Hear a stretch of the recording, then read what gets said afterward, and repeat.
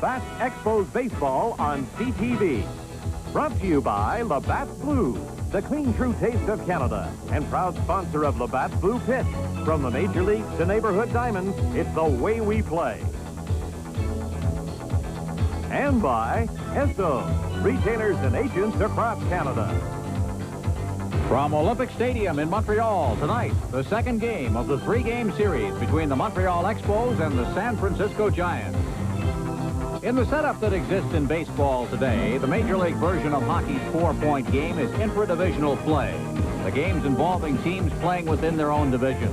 You have to beat those teams to win at the end of the season. And for the past 3 weeks, East Division teams were going head-to-head. And the successes and failures had a profound effect on the standings. On July 24th, when this latest segment began, the Expos had a 3-game lead on the Mets and the Cubs, with the Cardinals 3.5 games back. Look at them now. The Cubs in front, the Expos having their problems dealing with second place, let alone challenging for first. And making hay while the sun shines, the Chicago Cubs. They got hot at the right time. 15 wins, 6 losses against the East this past segment, including a combined 6-0 against the Expos and the Mets. While the Cubs were the sensation, the Expos played .400 percentage ball, 8 wins, 12 losses, including a combined 1-8 against St. Louis, Chicago, and New York. Sports is a game of winners and losers. This time round, the Cubs were the very big winners, and the Expos very big losers. This is Labatt Expos Baseball on CTV. We're back at Olympic Stadium, where tonight it'll be Mark Langston for the Expos against the Giants' Mike Lacasse. Hello, everyone. I'm Ron Rouge, along with Dave Van Horn and Ken Singleton. Well, the San Francisco Giants have had a lot of injuries, especially to the pitching staff. The most recent, of course, Dave Dravecky. But they've also had the power hitting of Kevin Mitchell and Will Clark, each capable of winning an MVP in a given year. They're the talk of baseball. The cover story on this week's Sporting News. In a sport that loves power, there's always been a fascination when two of them are back-to-back in a lineup. Ruth and Gehrig, Mantle and Maris, Matthews and Aaron, Parker and Stargell, and from the Bay Area, Mays and McCovey, Canseco and McGuire. Projecting their season, Mitchell could wind up with 50 homers, Clark with 25, and they would drive in a total of 275 runs. Mitchell, of course, is the headliner, the cleanup hitter, a right-handed batter, probably the 1989 MVP, the kid from the rough background who's finally grabbed stardom. Clark is different. He's a left-handed hitter, the number 3 hitter in the lineup, who led the National League in RBIs last year, despite finishing first in total and intentional walks. In 1989, he supplied power and consistency, second in the league in hitting, second behind Mitchell in RBIs, runs scored, and hits. They call Clark the natural because of his sweet swing. Well, I'm seeing more strikes this year. Last year led the league in walks, and mainly due to not having anybody hitting behind me. But this year, Kevin's been hitting behind me, doing a great job. Robbie Thompson, Brett Butler getting on in front of us, and able to swing the bat a little bit more. A lot of us who watch on slow-mo replay and everything talk about the sweet swing, the way you're so consistent at the plate. Has that always been the case? There's been a lot of hard work to get into a kind of a groove swing like that? Well, it's definitely a lot of hard work to get into the swing, but right now I finally got to the point where now the swing stays the same and doesn't change too much. The only thing that changes is what pitches I'm looking for. And the batting average is up around 340. Batting average is up this year, but the power numbers are down. But, you know, I've taken that fact because I've become more of a consistent hitter this year. Good luck, Will. Thank you. This is Labatt Expos Baseball on CTV. Back at Olympic Stadium, and Dave Van Horn along with Ken Singleton joining Ron Rouge. Well, the San Francisco Giants know exactly where to look for their firepower, Clark and Mitchell. For the Expos, they look to the Big Four. The Big Four have slumped, but one in particular, Hubie Brooks, so the ball club has gone out and made a major roster move, Ken. Well, Larry Walker's been called up from AAA, and then more importantly, I feel he's a left-handed hitter in that right-handed hitting power that they have. So maybe somebody to balance off the lineup a little bit, and he certainly seems to have recovered from that massive knee injury he suffered a couple of years ago with 36 stolen bases coming out of AAA at Indianapolis. Larry Walker goes right into the starting lineup. Buck Rogers is going to platoon Larry Walker and Hubie Brooks, meaning Brooks will play against the left-handers. We talked to Larry Walker about his arrival at the major league scene just a few minutes ago. 24 hours, like you said, I'm pretty tired, a lot of traveling, and find out last night, so I didn't have time to get things going and get ready. But I'm happy to be here. I'm sure you are. The injury that you suffered 2 years ago now, completely healed, no problems anymore, although you do wear a brace. Yeah, I have to wear the brace, you know, just for the fact that in case I somehow run into a wall or take a bad spill, that it'll keep it from bending the wrong way. All of us shocked at some of the statistics you had, especially the stolen base statistics. You seem to have everything back that you had before the injury. Yeah, you know, Dr. Polly did a great job on the surgery, and with a lot of hard work rehabbing, it's got me to where I finally wanted to be. So Larry Walker is in the lineup tonight to make his major league debut. And on the mound, Mark Langston will face Brett Butler, Robbie Thompson, and Will Clark. Then Kevin Mitchell, Matt Williams, and Candy Maldonado. Kurt Manwaring is catching tonight's ball game for the Giants. Jose Uribe playing at shortstop, and Mike Lacoste on the mound. Well, when the Expos look for a boost, they have more often than not recently looked to Mark Langston. Well, the last time Langston pitched, he also had a victory for the Expos, and tonight they're looking for him to start another winning streak. They had a 2-game winning streak. Now they come off of that with 3 straight losses. So they passed the baton to Langston, hoping he can get him off in the right direction once again. So Mark Langston makes his 16th start, a 10-3 record, and a 1.90 earned run average. Defensively around Mark, Timmy Raines in left, Dave Martinez in center, Larry Walker in right. Andre Scalaraga, Tom Foley, Spike Owen, and Tim Wallach on the infield. Nelson Santobania behind the plate. And in steps Brett Butler, the talented Giants leadoff hitter, batting at .283. Langston's first pitch of the night, and we're underway at Olympic Stadium. That is Terry Tata, who will call the balls and strikes tonight. Dana DeMuth is working at first base, Steve Ripley at second base, and Bruce Fremming at third. Here's the 1-strike pitch, and Butler hits this on the ground. Wallach on his knees stops it, gets up and throws Butler out at first base.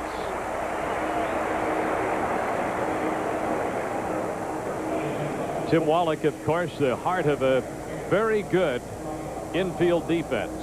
The Expos are probably underrated in the National League as far as their defensive abilities is concerned, and certainly, Ken, one of the first things that Mark Langston commented on coming over from the Seattle Mariners was the terrific defensive plays that were made behind him in his very first start with the Expos.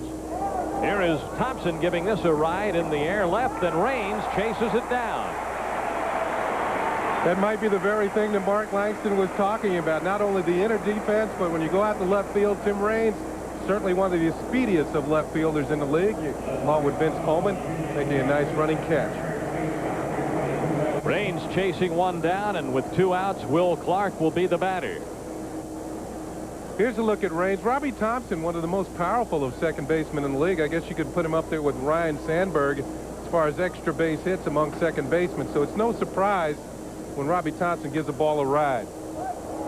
That ball's popped foul out of play right side, and a souvenir for the fans. So here is Will Clark, #1 draft by the Giants in 1985. I believe that Clark hit that ball up on the ring. Pulled it so far foul behind him and got good wood on it. In other words, that's another one that didn't come down, huh? One of those baseball oddities. A pop-up that never came down. Tucked it up either into the service ring or up under the edge of the roof. Now, wasn't it Dave Kingman who hit one like that in the Metrodome in Minneapolis? They have these holes in the fabricated roof, and Kingman hit a pop-up to the infield that never came down. He was given a ground rule double. Of course, if somebody hits the roof here at the Big O, they should get more than a ground rule double. I think it'd still be in play. It would come down. Right. If it's a fair ball, it's in play. Here's the 2-1 pitch. And Clark swings here, breaks his bat, and lines a ball to right field. Oh, Will Clark with a hard swing shattered his bat, but got some good results. A base hit to right with 2 outs. 28-year-old Mark Langston now facing Kevin Mitchell. So here in Clark and Mitchell, you have the Pacific Sock Exchange. A collective 55 home runs and 185 RBIs. Mitchell leading the majors, 37 homers, 102 runs batted in, takes a ball. Clark and Mitchell are on a pace to combine for more home runs and RBIs than any two teammates since Johnny Bench and Tony Perez in 1970. Start of the Big Red Machine. Mitchell skies one to left. Raines back there waiting. A towering fly ball. And Raines back deep on the warning track just in front of the wall. Hauls it in. Mitchell didn't miss a two-run home run by much. That's all for the Giants. No score as the Expos come up. This is Labatt Expos Baseball on CTV. You're looking at Mike Lacoste, the 33-year-old right-hander. Now in his 11th year, and he'll pitch to Dave Martinez, Tom Foley, and Andres Galarraga. Then we'll have Tim Raines, Tim Wallach, and Larry Walker, Nelson Santavania, Spike Owen, and Mark Langston. Here is Lacoste, who is 7-7, making his 11th start and his 37th appearance overall.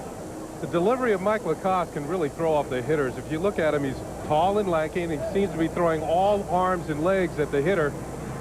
He has a good split finger fastball to go along with a good sinker. He's coming out of the bullpen to work in the Roger Craig starting rotation. And he's one of the pitchers that's kind of crossed going back and forth. You have Don Robinson, who's gone the other way, from who's also come from the bullpen to become a starter for Roger Craig. Defensively, Kevin Mitchell is in left, Brett Butler in center, Candy Maldonado in right. On the infield, Will Clark, Robbie Thompson, Jose Uribe, and Matt Williams from first to third. And behind the plate, Kurt Manwaring. So Dave Martinez will lead it off for the Expos. And speaking of Daves, we should give everyone an update on Dave Dravecky. Here's the Expos and the Giants this year. After 7 games, 4-3 favor the Expos. Last year, the Expos won the season series. Lifetime, the Giants have the edge. Roger Craig's team against Buck Rogers' team. Buck today celebrating his 51st birthday, and he would like to celebrate with his 400th win as the manager of the Expos. He has 399 managerial victories with the Expos.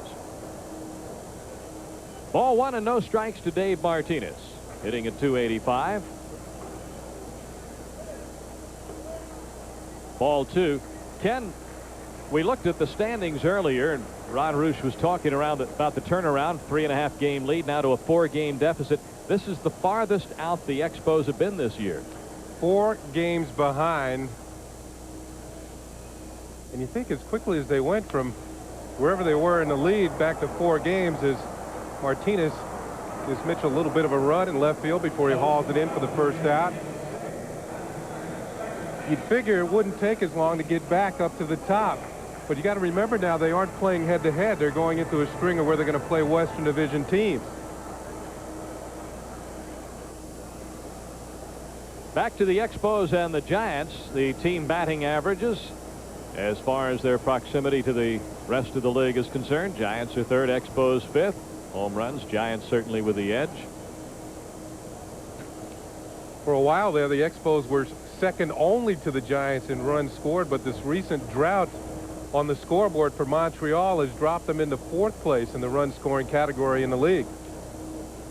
Ball 1 and no strikes to Tom Foley, hitting at .225. Now 1-1. In the major leagues heading into the games tonight, the California Angels lead in home runs. They've hit 114. And in the National League, the Mets lead 109, and then the Giants number 2 with 106. Foley pops that foul, or hits it on the ground foul, left side. 1 ball and 2 strikes. Mitchell retrieving the ball. Dave Dravecky, who sustained a broken arm pitching here last night. The humerus bone, his left arm, was fractured as he delivered a pitch to Tim Raines. He went on to leave the ball game, was examined here in Montreal, has flown to San Francisco for further exam and treatment. Fouled straight back, 1-2 on Foley. Dravecky was the pitcher of record and the winner last night as the Giants beat the Expos 3-2 in the first game of this 3-game series. You know, after all the work that Dave Dravecky put in after that surgery on his arm, to get back to pitch in the major leagues, and that was certainly an accomplishment. So you know he's willing to be able to do it again, to come back from this latest injury, and we just hope and pray for all the best for Dave Dravecky so he can get back out and do what he really wants to do. That's pitch in the major leagues. Exactly. He underwent cancer surgery in the off-season. Removal of a malignant tumor from his left bicep area. And a long haul back. Last night was just his second major league start. There's a pop-up down the left field line. Going back, Williams over Uribe. In is Mitchell. And they almost tangle with Mitchell, but Kevin was able to hold on, and he made the play. Ken, what kind of an outfielder is he? I mean, we know what he's doing as far as the home runs and the RBIs. He's leading the world, but how about as a defensive player? Well, we can see he's willing to catch a ball in traffic as Matt Williams gets out of the way. You know, Kevin Mitchell, here's a man who didn't have a real position a couple years ago when he was with the Mets. He played the outfield, third base, a little first, maybe second, short. Played just about everywhere. I think one reason why it's offensive surge, because every day he knows he's going to be in left field. I'm not saying he's the top left fielder in the league. You got to go with Raines and maybe Vince Coleman as far as speed is concerned. But he's certainly adequate in the outfield, and you know he's going to play every day. And it's certainly the best position for him. Ball one and no strikes to Galarraga, hitting at .260. The Expos leader in home runs with 17, and he has 63 RBIs. First inning of play at the stadium, and no score with Mike Lacoste facing Mark Langston tonight. A strike on Galarraga, and the count is 1-1. It's going to be interesting to see what kind of an effect now the left-handed bat of rookie Larry Walker has on the Expos lineup.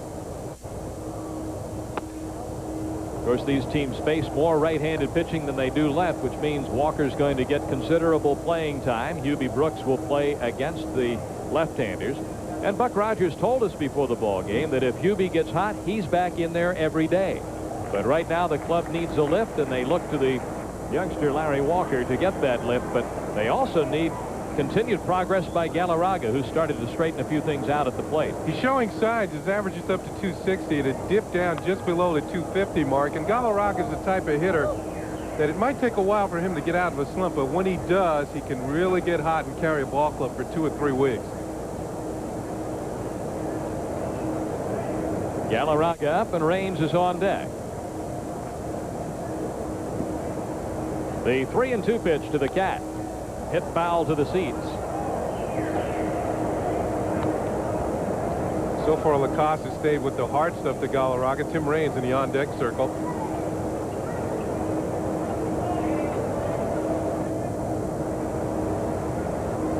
Another 3-2 pitch.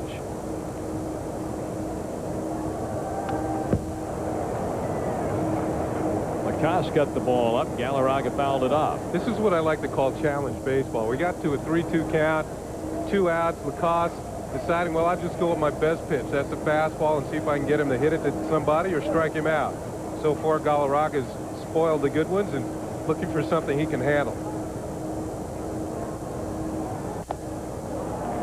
He has walked Galarraga. I suppose, Ken, one of the most encouraging signs of late is the fact that Galarraga has become more patient at the plate, is willing to take a base on balls. And the bottom line is he's not chasing as many bad pitches. That's Roger Craig, the manager of the Giants. That's 6 walks now in his last 13 games, and it looked there for a while as though you just couldn't walk Andres Galarraga. Now he has matched his career high in walks. That's 41 for this year. That's as many as he has ever drawn. That's certainly not an awesome total, but it is encouraging. He's going to lay off some bad pitches and concentrate on bringing the pitchers into the strike zone. It's easier to hit the strikes than it is the pitches out of the zone, because if you continue to swing at them, the pitchers will always throw them. Timmy Raines is hitting .294, 8 home runs and 54 RBIs. He's batting here with 2 outs and Galarraga at first base.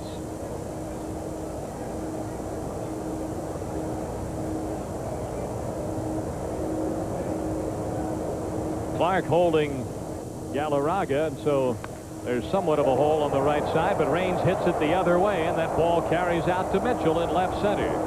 He gets all 3 putouts in the inning, and that's all for the Expos. No score after 1. This is Labatt Expos Baseball on CTV. Well, Buck Rogers, happy birthday to you, first of all. There could be happier circumstances, I know. Well, maybe we can break this thing open a little bit on my birthday. It would be a good celebration, I Certainly would. You made a roster move. Can you tell us what you did and why? Well, we moved Larry Walker up from our Indianapolis club. He was swinging the bat well the last 2 months. Mike Aldretti, whose wrist has been bothering him really since spring training, off and on. We're going to put him on the disabled list, and hopefully after 3 or 4 days of no batting practice, he can go down to Indianapolis and start getting some at-bats that we may need later in the season. What's the future of Hubie Brooks right now with Walker in right field? Is this a semi-permanent move, or is it just a kind of a day-to-day thing? Well, we're going to put Walker in right field now against right-handers for the immediate future, whatever that entails, and Hubie's going to play against left-handers. Hubie Brooks has been a guy who's carried this club, or has the ability to carry this club for the last 5 years. And we're just trying to get him started. And in the meantime, we'll have Larry Walker, who's been a solid hitter at Indianapolis for the last 2 months, in right field in the meantime. Matt Williams, the batter, and Langston has gotten ahead 0-2 on the count to Williams. He'll be followed by Maldonado and Manwaring.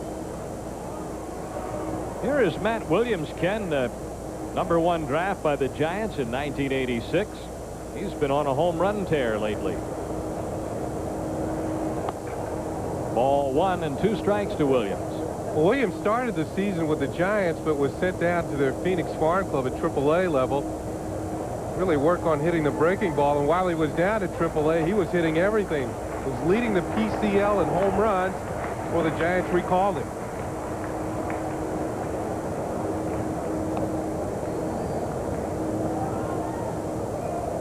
One ball and 2 strikes, the count on Williams.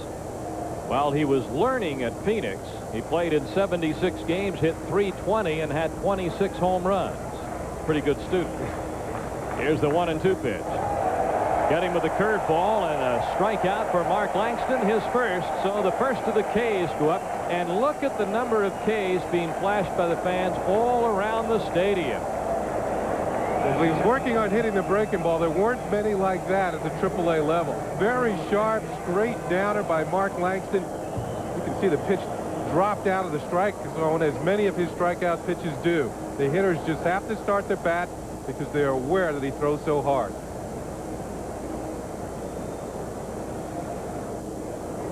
Candy Maldonado, veteran, batting .227, has slumped since the end of July. Just 4 hits in his last 29 at-bats. Ball 1 to Maldonado. No score here in the second. A couple of years ago, Candy was the regular right fielder. Now he finds himself in a platoon situation with Pat Sheridan, who came over from the Detroit Tigers in a deal for Tracy Jones. Another good breaking ball by Langston. He has it working here in the second inning. Mark Langston, his 16th National League start, 26th overall, gets it over, strike 2, 1 ball and 2 strikes. Should tell you that Mark has won 4 straight decisions over his last 5 starts. In his last 5 starts, he has an ERA of 1.08. Only Nolan Ryan has struck out more big league hitters this year than Mark Langston. That's in the dirt and scooped up by Santovania. 2 balls and 2 strikes to Maldonado. Kurt Manwaring, the Giant catcher, is on deck. Try to put a little bit extra on that last breaking ball while going for the strikeout.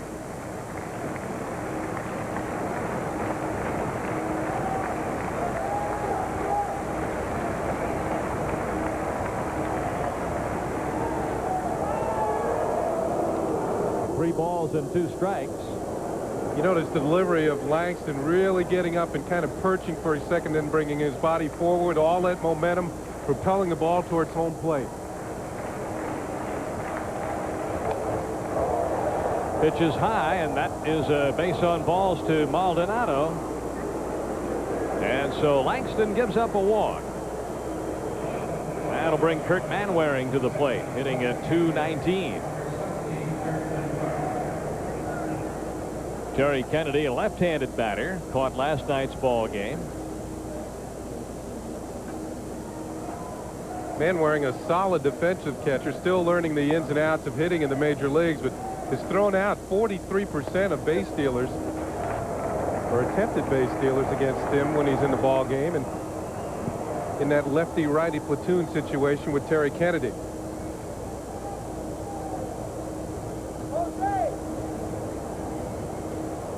One strike on Manwaring. Double play depth on the infield. Runner goes, and a ball bounced away from Santovania, who went out there and got it quickly. They wanted a peel on the swing. He did go around. 2 strikes on Manwaring.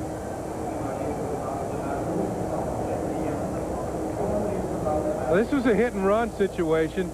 Manager Roger Craig of the Giants. The Giants are up there in home runs, but one of the reasons why they've scored so many runs this year, leading the league, is because they will hit and run. They will sacrifice runners over, and they will use the squeeze play. So they don't rely on power alone to score their runs.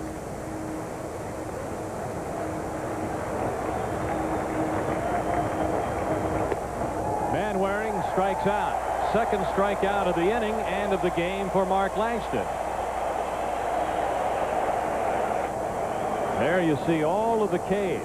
So according to the fans, Mark already has over 20,000 strikeouts tonight. But in the official K corner, it's 2. Pitch out of the zone. Manwaring committing himself just a little bit too far.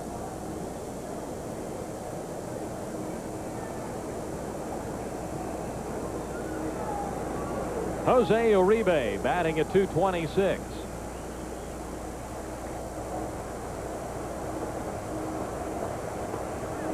One strike on Uribe.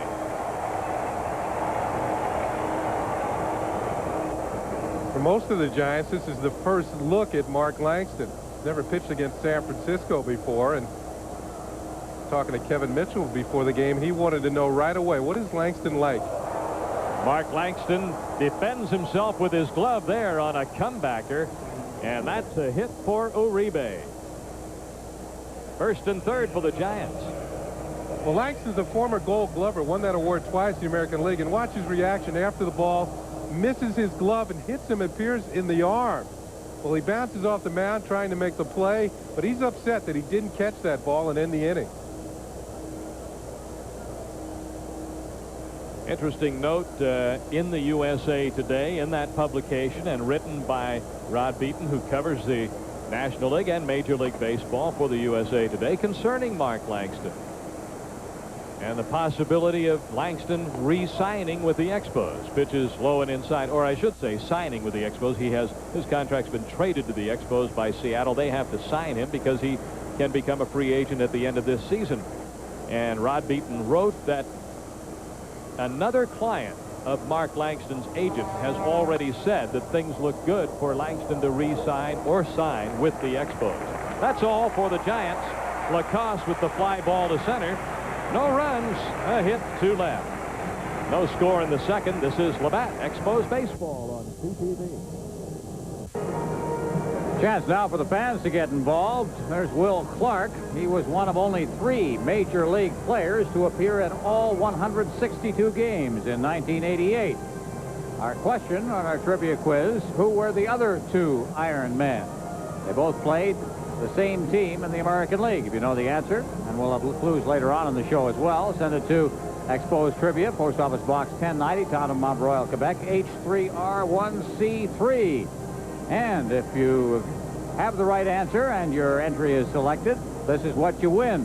The much discussed, much acclaimed Les Expos Knows More, the 2-volume tape set of the history of the Expos. Last time we wanted to know who were the previous pair of Pirates before Bobby Bonilla and Andy Van Slyke to have 100 RBIs plus in the same year. And the answer was Willie Stargell and Roberto Clemente of the Pirates. We congratulate H.J. Emberg of Pointe Claire, Quebec. We'll be sending your tapes along to you very shortly. Dave? Okay, Ron, with Tim Wallach in the batter's box, Larry Walker is in the on-deck circle, then Nelson Santovania. Mike Lacoste working for the Giants tonight. 1 ball and 1 strike. Tim Wallach batting at .289 home runs, 58 RBIs. He leads the league with 34 doubles. Wallach is leading the National League. Wade Boggs the majors. He has hit 39 doubles. Fouled out of play by Wallach. Dave, to show how statistics can be slightly misleading, Wallach is 28 for his last 86. It sounds pretty good at 326. But when you go to his last 41 at-bats, he's only 9 for 41, so he's kind of tailed off. He was even hotter before this recent dry spell. Ball is lined to right center, and a play by Maldonado. That ball carried better than Maldonado thought it would, but he got over there in a position to be able to make the play, and a last-second recovery by the right fielder, and Wallach is out. Wallach hit that ball right on the nose, and it was headed for the gap, although Maldonado was shifted towards right center field. And at the tail end of the play, watch him leave his feet. It's almost as if he's about to take off, and he makes the catch. Wallach hitting the ball hard, nothing to show for it. And here is Larry Walker making his major league debut, 22-year-old left-handed batter from Maple Ridge, BC. So this has to be a thrilling moment for Walker. Batted .270 at Indianapolis. Fouled off at the plate. 12 home runs, 59 RBIs, led the American Association in stolen bases. He joins Claude Raymond, Bill Atkinson, Larry Landreth, and Doug Frobel. Canadians to play for the Expos. Claude from St. Jean, Quebec. Bill Atkinson from Chatham, Ontario. Larry Landreth from Stratford, Ontario. And Doug Frobel from Nepean.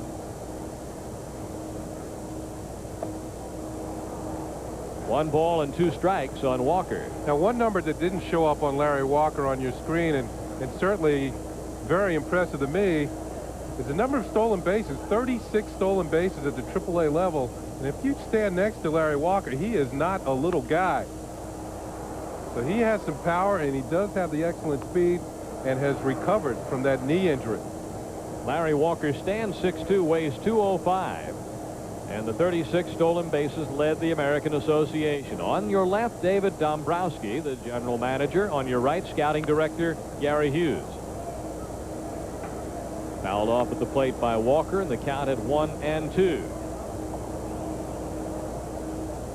You know, I guess David and Buck had made the decision recently, but they were thinking about giving the ball club a little bit of a boost. The ball club has been in a drought for a number of weeks now, and Larry Walker, they feel, might do the same thing that Greg Jeffries did for the Mets at the tail end of last season, when Jeffries came up in September, really gave the ball club a boost, although he's kind of gone bust this year, but he did the job for the Mets at the tail end of last season, hitting over 300.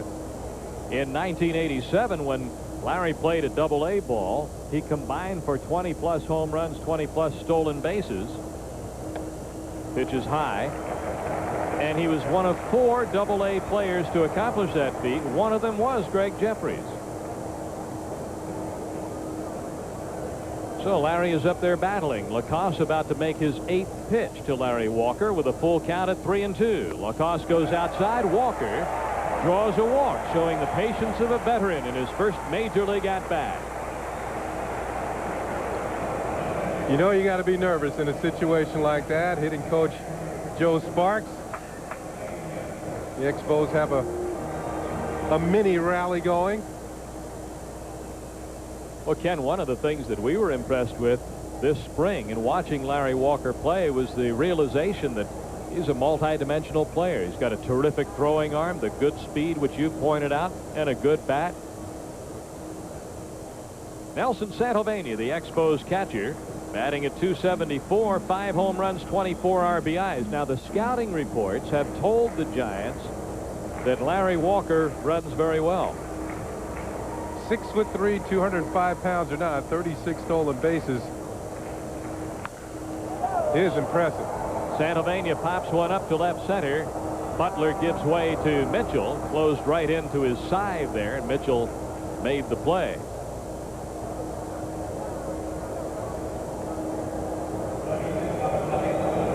Two down, and Spike Owen will be the batter.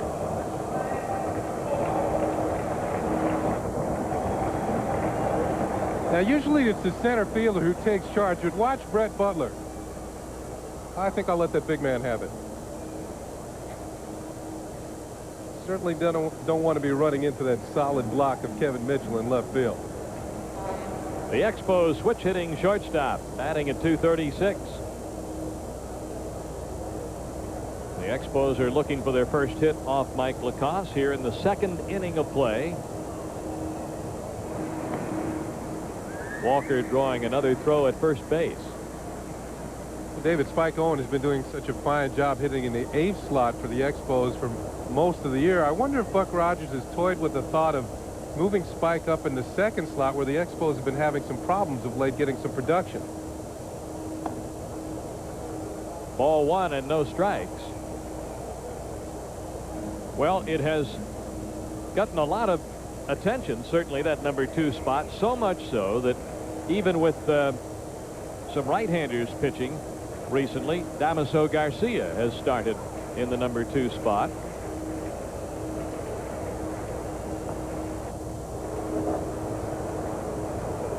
For the most part, Dave Martinez out of the leadoff spot has been getting on base, and the second man hasn't been advancing him other than the fact that he has to steal second to move on.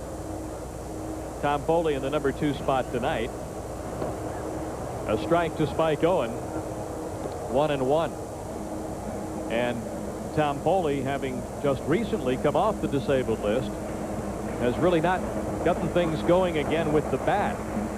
So that's another troublesome spot for the Expos. Of course, in general, throughout the order, things have stalled. That's why the ball club has lost 10 of the last 12. Of course, one part of Buck's thinking, Ken, might be that, yeah, I have something up at the top of the order but that I need to fix. But if I get that fixed, then I've got something down in the bottom of the order that I need to fix. And one of the reasons why the Expos have won 65 games so far this year is that the bottom of the order has been productive. Spike a large part of that. 2 balls and a strike. So I suppose you wind up between a rock and a hard place if you're Buck Rogers right now, trying to decide what to do in that number 2 position. Roger Craig might be deciding what to do with Larry Walker on first base, calling pitch outs. He's kind of a manager who likes to call all the signs, some occasionally calling pitches for his younger pitchers, calling the pitch out signs for the catchers. They've thrown over the first a number of times. You can see Manwaring looking into the dugout before each pitch prior to the time he puts the sign down. Now the pitch out was called for by Craig. Prior to that, Craig had called for Lacoste to throw to first base.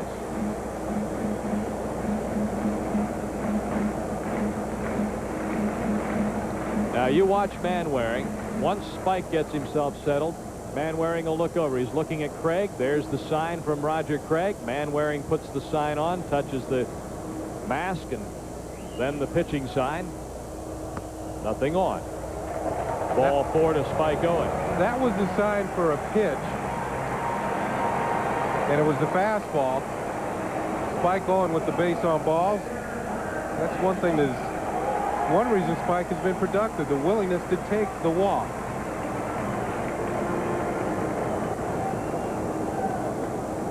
Mark Langston up 9 for 45. Does some switch hitting. Not right now. He's going to bat right-handed against Mike Lacoste. I do feel that Langston feels more comfortable as a right-handed hitter. When he first started hitting in the National League after the trade, he hit right-handed. Then he went over to lefty for a while. It got some base hits. But I think he feels when he comes up with men on base, he'd rather hit right-handed.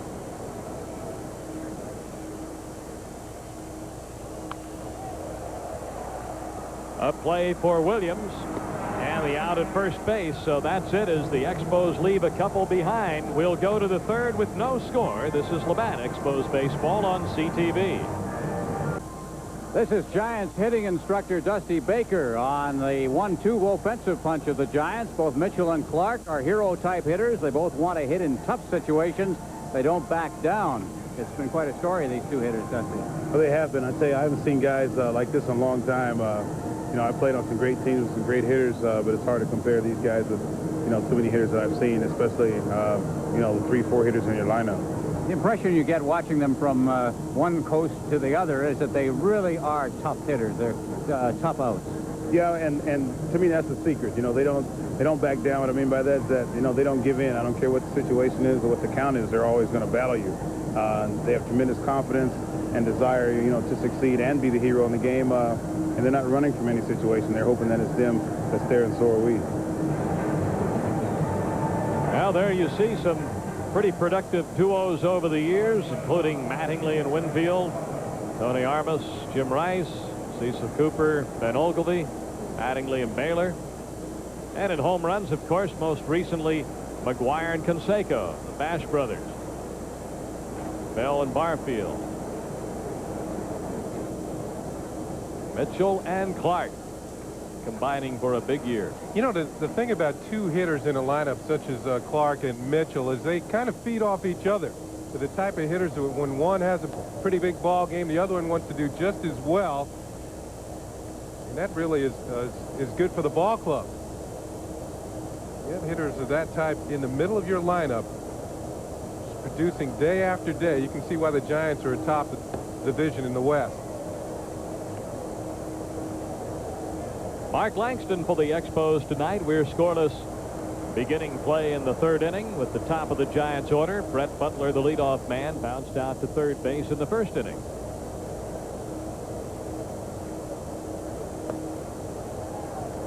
Langston didn't miss by much, but he missed low.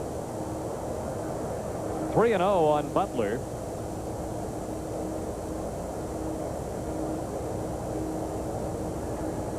He's having a good year, Ken. Into this game at 283. Scoring runs for the Giants. When you look at that Giant lineup, you go right from Butler to Thompson, Clark, and Mitchell. All four of them, first four hitters in the lineup, are among the league leaders in runs scored.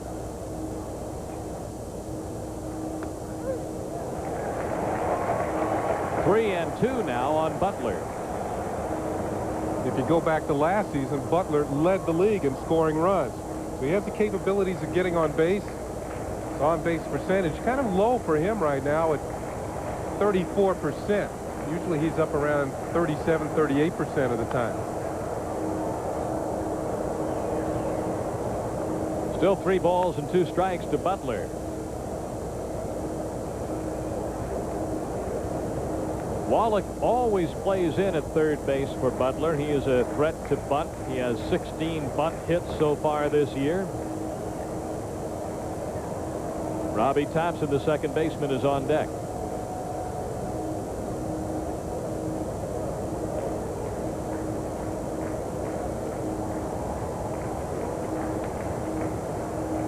Giants, who lead the West, have 68 victories. The Expos with 65 wins. San Francisco leading Houston by 3 games in the West. Base hit out into right center. Center fielder Dave Martinez. Butler trying for 2. The throw and out at second base. Perfect throw by Martinez and a good tag by the shortstop, Spike Owen.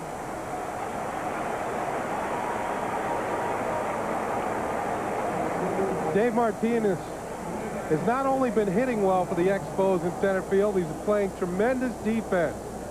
Now, he was playing towards left center field, and that's the reason why Butler decided to go for 2. I believe if Martinez was right-handed, he would have had a tougher play. He had to turn his body completely around. You saw the throw perfect on the bag, 1 hop.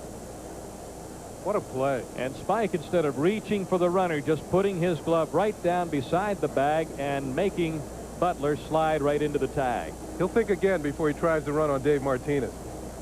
Robbie Thompson takes ball 2. Thompson out on a drive to left field. Raines made a good play in the first inning.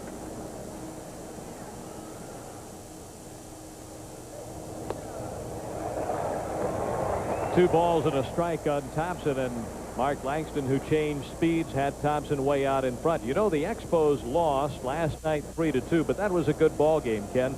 Both teams played excellent defensive baseball. course, a dramatic story with Dravecky pitching. Walker in right. And he gets his first put out in the big leagues, 2 down. The Labatt player of the game for the Giants will receive the new Canon Prima Shot with remote control. The automatic compact Prima Shot, all the latest technology, plus the world's first infrared remote control. So now the invisible picture taker can always be in the picture. 2 down, none on. Will Clark, the batter. Jammed, and a foul ball to the left side. One thing Clark has done this year consciously, and every once in a while you see replays of Will Clark and his hitting this year, his hitting exploits, and he's hitting more to the opposite field. And that's why he's second in the league in hitting to Tony Gwynn. Last year, Clark more considering pulling the ball and going for the home run. This year his home run totals are down, but his average is up much higher. Interesting to see how the Expos play him. Dave Martinez is almost straight away in center field. Walker shades a few steps toward right center. Rains a few steps toward left center. Clark said that when he was in Houston and Cincinnati, that both those ball clubs played him the pull and then pitched him away. He said they were just helping him out because this year he's hitting the ball the opposite way, getting base hits and driving in runs. The Expos are trying to cover that. Strike 3 called on Clark. He's caught looking, and that's the 3rd strikeout for Mark Langston. That's all for the Giants in the 3rd. No score in the ball game at Olympic Stadium. This is Labatt Expos baseball on CTV. Well, we'll never hear the end of this from Ken Singleton. The Milwaukee Brewers have won 6 in a row, 9 of their last 11, and now have moved to within 2 games of the first-place Baltimore Orioles. As the Yankees fall 8 games back, Baltimore plays in Detroit tonight. They've won 3 in a row. And so the Milwaukee Brewers have made a tremendous move. California beat Minnesota 7-3 with the winner over Raleigh. And Joyner gets his 10th homer of the year. Texas over Seattle 3-1. And Nolan Ryan has moved to within an amazing 6 strikeouts of the 5,000 total for his career. I can't believe it. Dave? It's an awesome performance that the arm of the century puts on start after start. Nolan Ryan. I'll tell you, Ron and Dave, if you ever hit against him, then you'd believe it, that he could get 5,000 strikeouts. Roger Craig and Buck Rogers. They hope to meet in the National League Championship Series. Dave Martinez leading off the 3rd inning for the Expos, then Tom Foley and Andres Galarraga.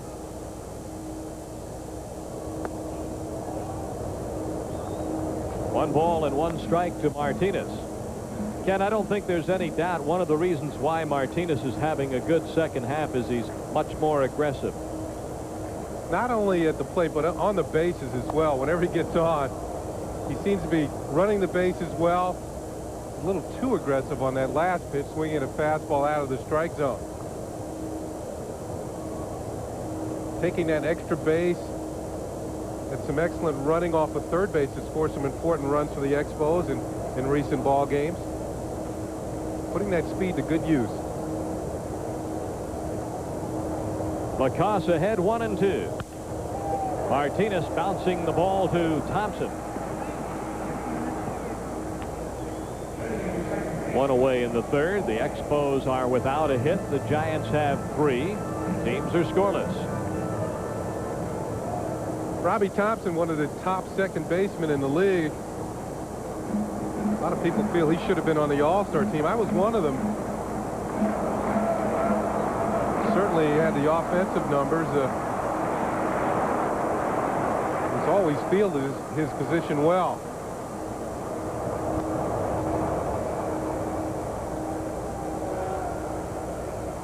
Lacasse got Foley on a foul ball down toward the Giant bullpen that Kevin Mitchell traced down in the 1st inning. Foley had been on the disabled list with a chip fracture in the right forefinger.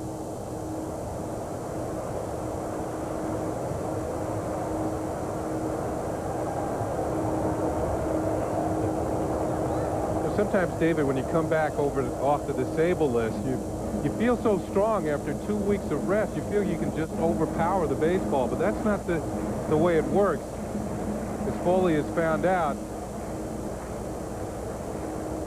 And with a chipped finger, he wasn't able to hit very much during that stretch on the disabled list. So now he has to learn how to hit the ball the opposite way, work on hitting a change of speed. Lacoste missed outside, 3 balls and no strikes. Galarraga will follow.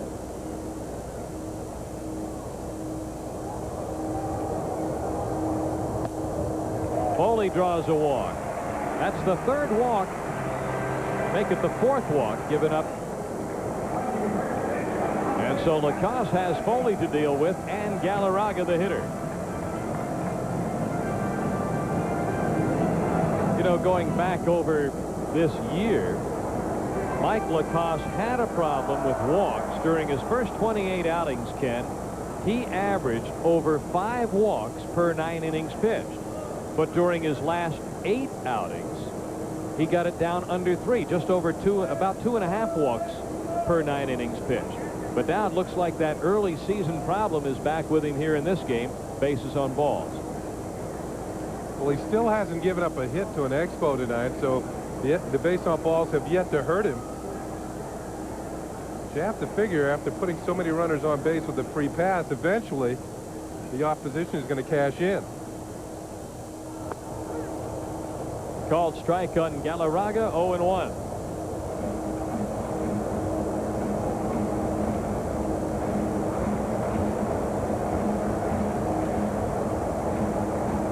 Galarraga was standing out looking at Jackie Moore, the Expos' 3rd base coach.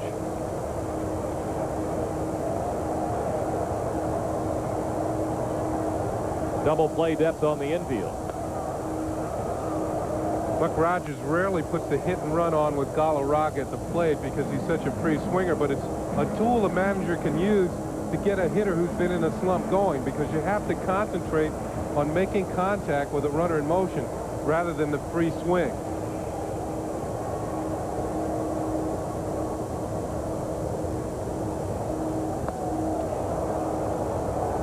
That puts Lacoste ahead, 1 ball and 2 strikes. Galarraga walked in his first trip to the plate.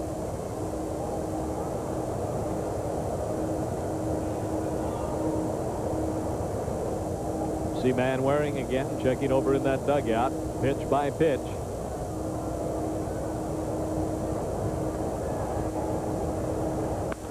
Galarraga pulls it on the ground. They should get 2. That's all for the Expos in the 3rd.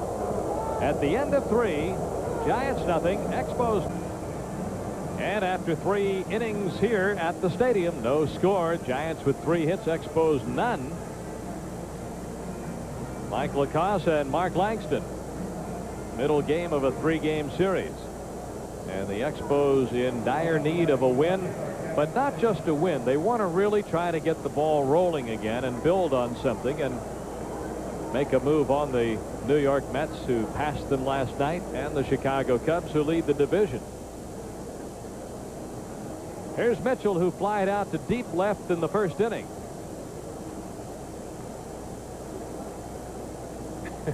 When he hits them, the outfielders don't even move. Only the fans move.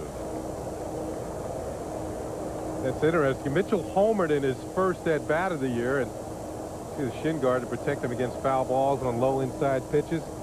That was off Eric Shaw of San Diego, and he then proceeded to drive in 40 of the Giants' first 130 runs. This could be his first of the year against the Expos, and it is. Kevin Mitchell opens the scoring, a 1-0 game.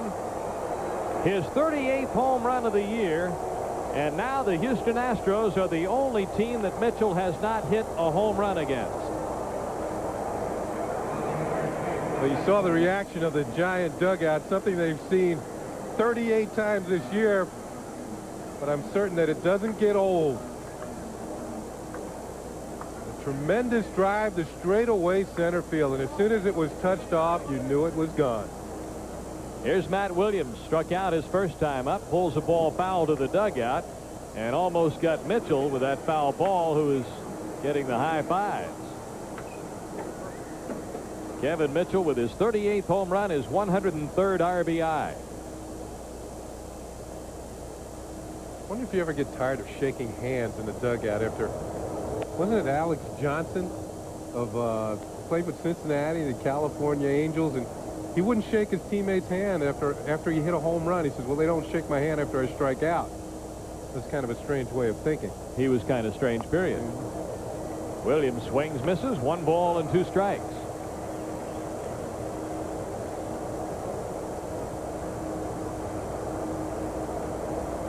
Now the 38 home runs hit by Kevin Mitchell, the most by a Giant since Bobby Bonds hit 39 in 1973. So that's the next number that Kevin Mitchell will have in his sights. Cubs are leading Cincinnati 1-0 in the 3rd inning over at Riverfront Stadium. That's Mike Bilecki against Tim Leary. Mets lead the Padres in the 2nd inning at Shea Stadium. Dennis Rasmussen against Ron Darling.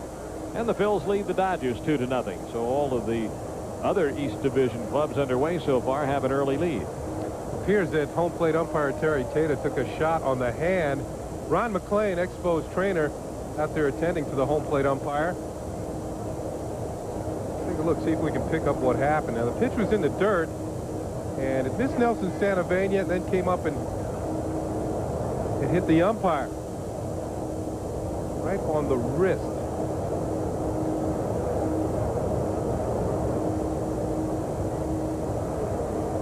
Remember, the umpires don't have any protection back there outside of the, especially on their arms, below their shoulder pads that they wear, and their chest protector underneath the shirt.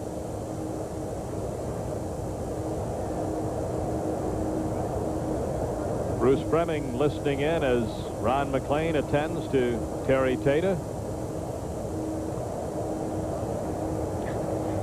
If you could read lips, you'd say to Sanavenia, catch the ball, and I won't repeat the rest.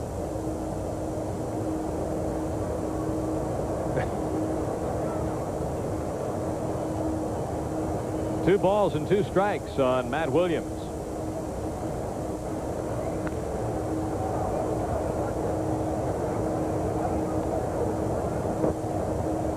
Matt Williams getting a steady diet of breaking balls from Langston. Scouting reports must indicate that this young man likes the fastball, and with 26 home runs in the PCL and on a power streak here, better give him the good hook, and he did. Puts him away for the 2nd time. All right, Williams has hit 5 home runs in his last 6 games coming into this one. We struck out on a breaking ball in the 2nd inning, and here in the 4th, more of the same.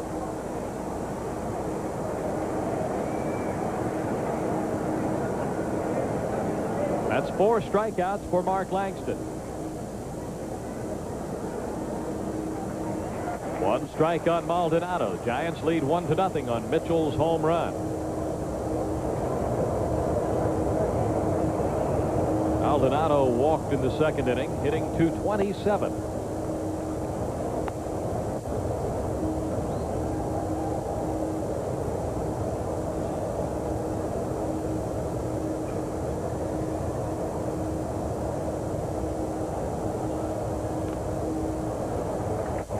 Fouled off by Maldonado, 1-2. No, I mentioned, Ken, the 39 home runs that Bobby Bonds hit in 1973, Barry's dad. Last Giant to hit 40 home runs was Willie McCovey in 1969. He hit 45. And of course, Mitchell is on a pace to surpass that. Mitchell is on a schedule for 50. That's all for Maldonado. 5 strikeouts for Mark Langston. 2 down in the 4th.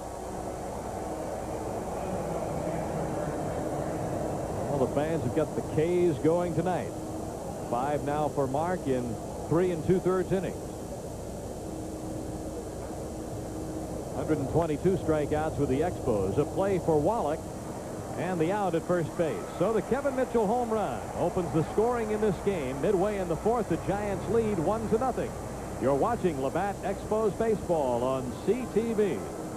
This week in Expos history, August 16th, 1987, Tim Raines becomes the third Expo to hit for the cycle.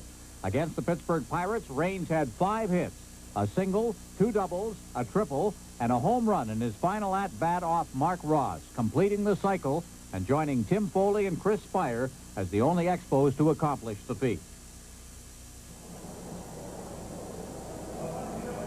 And as we get this bottom of the 4th underway, Tim Raines will lead it off. Then Tim Wallach and Larry Walker. The Expos down 1-0 on the home run by Kevin Mitchell. Well, you know, one thing about the home run ball, Ken, Mike Lacoste has only served up 2 home run balls this year. What's that good sinking fastball to go along with the split finger? When he's pitching well, it's a number of ground balls. Well, his split finger set in his glove just before delivery from the center field camera. Of course, if you're a hitter, you don't get to see the ball that way.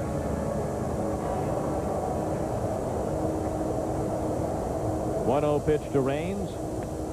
Raines flied out to left field in his first at-bat. That was a nasty one, really dropped. Came to the plate. The split finger fastball. So many pitchers throw it now. A couple of years ago, by the time I stopped playing about 5 years ago, maybe 5 or 6 pitchers in the league had it. But Roger Craig is the man who taught it to his pitchers on the Detroit Tiger pitching staff, and he was a pitching coach over there, and now brought it to the Giants, and it's kind of spread throughout baseball, and it reacts to the plate much in the way a spitter would, a spitball. Comes to the plate and the bottom falls out of it, and that's why I believe that the averages are down, and you know, hitting has been down the last couple of years. There's another one.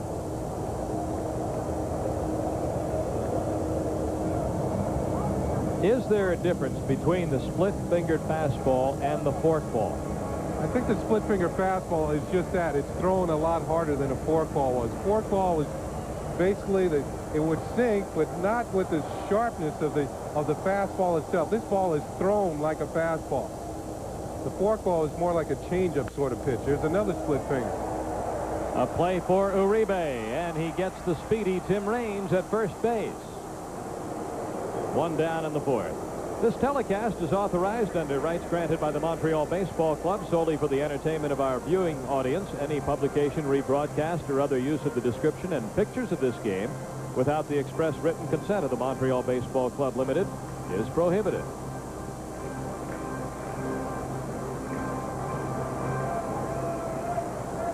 One out in the 4th. Tim Wallach up. He lined out to Maldonado in right center in the 2nd. Pops this up foul toward the box seats.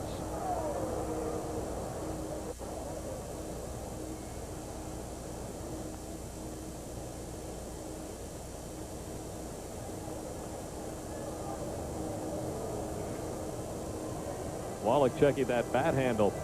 We just got a report, Ken, that the home run that Mitchell hit was a 90-mile-an-hour fastball thrown by Mark Langston. You talk about power against power. We saw it there. One thing fans will pay to see, strikeout pitchers and home run hitters. And tonight they're getting to see both in Mark Langston and Kevin Mitchell, and I guess his teammate Will Clark. Lacoste has been averaging about 86 miles an hour with his fastball. He's topped out at 90. Langston averages slightly better than that at about 88 miles an hour, tops out at 90, but Langston will get it up over 90 at times. Seems to when he gets in trouble. Runners in scoring position. A line drive right to Uribe, and Wallach is out. 2 down.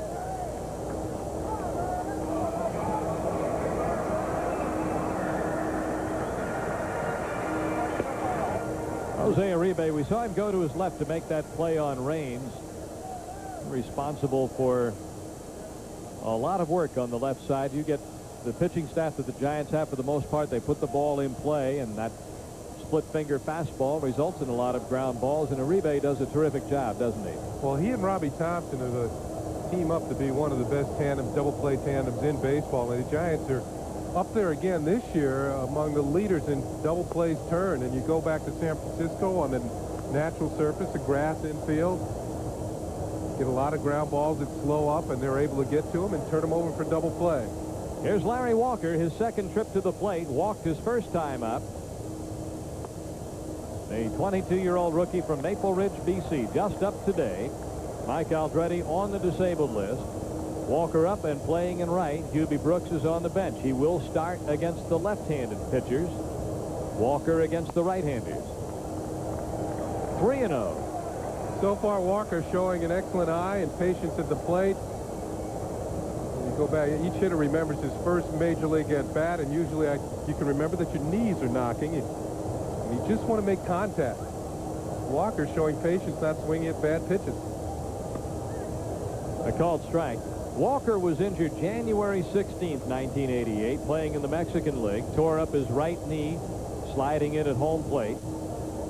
Out all of last year. And he draws another walk.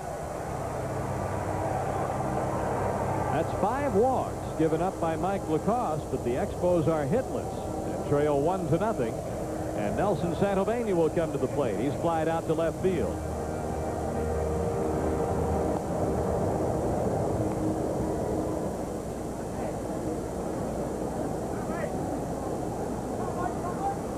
Roger Craig, 59-year-old manager of the San Francisco Giants, pitched right here for the Montreal Royals in 1955. Wearing the Montreal uniform, was 10-2. Got promoted to Brooklyn. One strike. Eventually, Craig went on to the 62 New York Mets. The baseball's all-time losing his teams at 40 wins and 120 losses. Roger was a 20-game loser on that ball club, but he was their ace. He was probably the top pitcher on that team.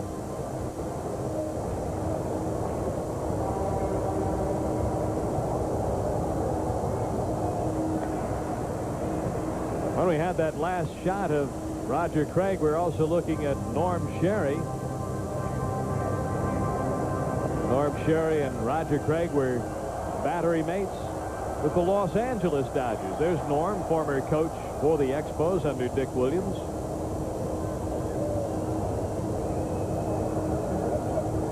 Two outs, Walker at first, and Santovenia checks. 1 ball, 1 strike.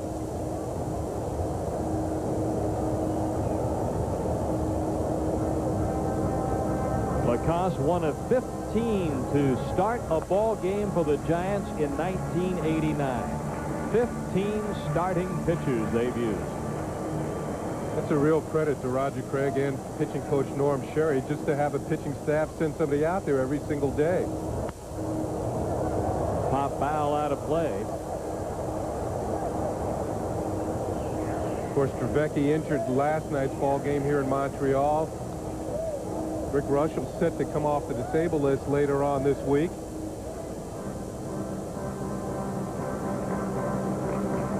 Good extension on the swing by Santovenia. He gets underneath it and fouls it out of play.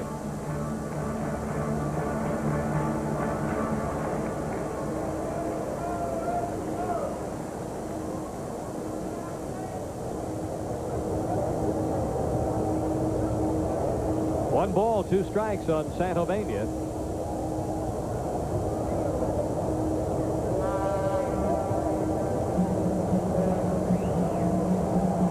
Russell was bothered by a groin injury, kept him out. Anytime you lose a pitcher who's been your age, certainly your ball club's going to suffer, but the Giants kept on rolling along. Moving into first place, fighting off the charge of the Houston Astros.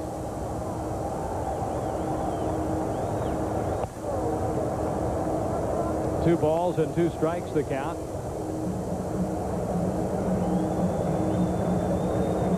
This trip to the East Division cities is a challenging one for the Giants, Ken, in that they have played so well at Candlestick Park, but they haven't played 500 on the road.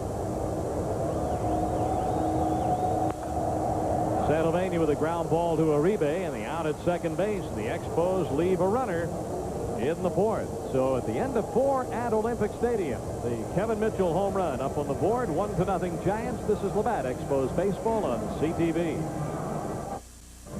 Well, here's our trivia quiz once again. We've got another clue for you. Will Clark was one of 3 players in the majors to appear in all 162 games last season. Who are the other 2 Iron Men? Clue number 1, they played on the same team in the American League. Clue number 2, one was traded to the National League in the off-season. If you know the answer, Expos Trivia, Post Office Box 1090, town of Montreal, Quebec, H3R1C3. And if your entry is selected and is correct, this is what you win. The scintillating Les Expos Nos Amours, the 20-year history of the Expos through the Jerry Park years to the Olympic Stadium years, 1969 through 1989. Dave? All right, Ron, here is Jose Uribe to lead it off for the Giants in the 5th. They lead 1-0, and he hits the ball toward Walker in right center. Larry is there to make the play. Ken, let me ask you, in the last couple of years that you were playing, I want to talk to you a little bit about the sensitivity of the veteran player like Hubie Brooks. When you start to see the youngsters like Larry Walker come along, either through the farm system or someone from another organization come in, and now, instead of being out there in the outfield every day, maybe you're DHing a little more. All of a sudden, you're not DHing every day, over in the American League or in the National League. Now, Hubie is going to be platoon for a while till he gets the bat going. Buck Rogers has talked to him. Hubie may not agree with what they're doing, but he knows why they're doing it. Tell me how the veteran player feels about a move like this on a club that can win a title. It's interesting that you mention that, Dave, because you see these youngsters coming along in spring training. You know that they have some talent. You can see it every day in spring training. And you also know they're going back to the minor league. But this situation, totally different. Now Hubie's forced with sitting and watching. And maybe it can springboard him to really doing the job against left-handers when he gets the opportunity and fight his way back into the lineup, as Buck has said. Or maybe he can sit there and not like it at all and just not be productive when he gets back. Now, knowing Hubie Brooks and knowing that the team has a shot to win, he's going to want to do everything possible to help the Expos win the division title. Did you ever have to go through anything like this? Basically, no, because when I played my last year in '84, I played just about every single day as a DH. When it got down to the point, the major change for me was becoming a designated hitter. I didn't particularly like it. That's 6 strikeouts for Mark Langston. 2 down in the 5th, and Brent Butler, the Giant leadoff batter, coming to the plate. He's 1 out of 2. Giants with a home run by Kevin Mitchell, and they lead 1-0. But eventually I got to like DH and got used to what you had to do to become a DH, and it was better to do that than nothing at all. Of course, you don't have that situation over here in the National League, and it was a little easier on the players that are getting along in their careers over the American League, I believe. You can swing the bat, you're going to play. Foul ball out of the reach of Tim Raines.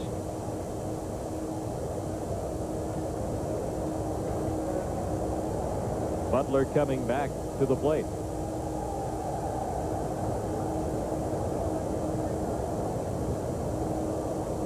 It's still hard to take when you're not playing and you're used to doing it.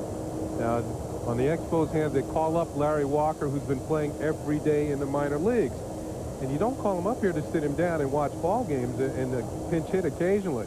He's been effective down in the minors because he's been in the lineup. You got to see if this kid can perform at the major league level.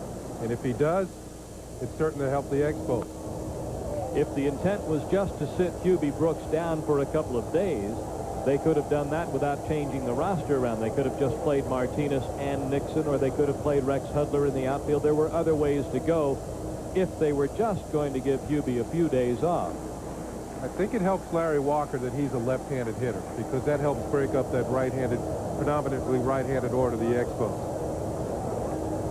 Still 0-2 on Butler. Mark Langston battling Butler here. Baltimore and Detroit scoreless in the 4th inning at Tiger Stadium. Pete Harnish against Frank Tanana. Boston leading Toronto 2-0 in the 2nd. The Red Sox with Roger Clemens on the mound at Fenway. Strike 3 called on Butler, and the Giants are through in the 5th. Number 7. And the K's go up again at Olympic Stadium. 0-2 Nothing across for the Giants. They lead 1-0. This is Labatt Expos Baseball on CTV. Base runners, which leads the ball club.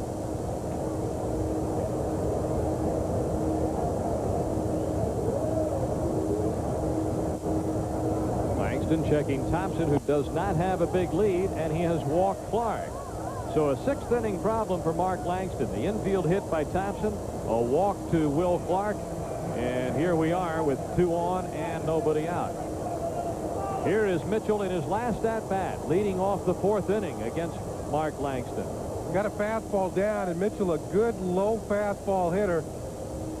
He knows it's well hit, and Martinez, the last man to see it alive.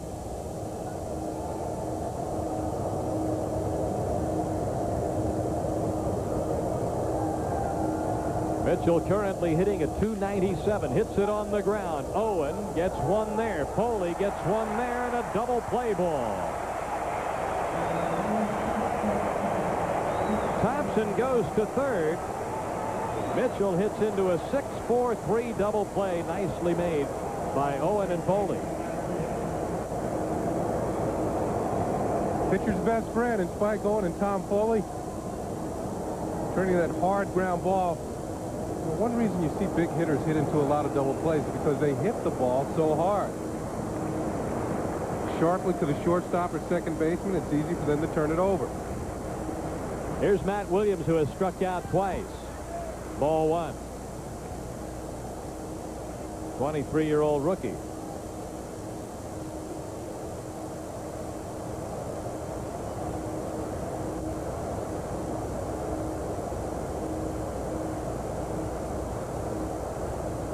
Matt Williams was scheduled to play in the AAA All-Star game while he was down at Phoenix, but he chose to use the All-Star break at the AAA level to get married.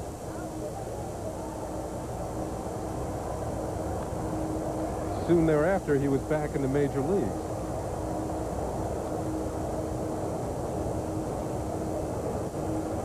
I wonder if there's a story there somewhere. There is. He held his own All-Star game. 1-1 the count on Matt Williams. Reds and the Cubs tied at 1 in the 5th. Here's the 1-1 pitch. Called, strike 2. Langston kind of snuck that fastball past Williams. Hasn't thrown him too many tonight. Mostly breaking balls.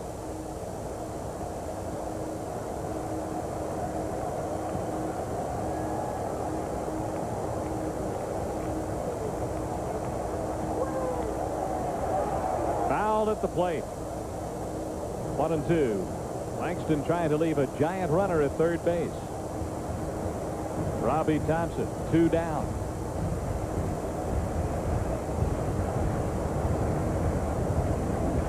Langston 10-3 with the Expos. So he's already won 14 games this year. He had 4 wins in the Mariner uniform. Williams wouldn't chase it. 2 balls and 2 strikes.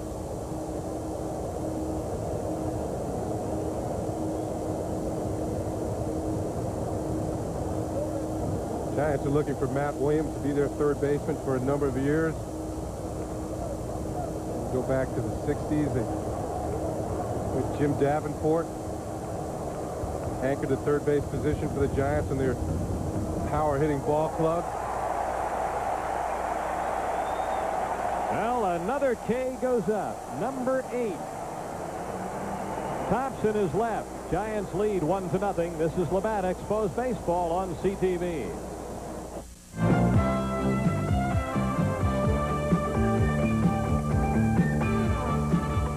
For the Philadelphia Phillies, the Cubs playing in the first night game at Wrigley. But rain curtailed the contest and players frolicked. It appeared as though some higher authority had intervened. It was kind of like the good Lord said, you know, I'm going to show you how I feel about tonight's game, too. The postponement delayed the inevitable because the lights went on shortly thereafter in an evening that ended with a triumph for the Cubs against the Mets.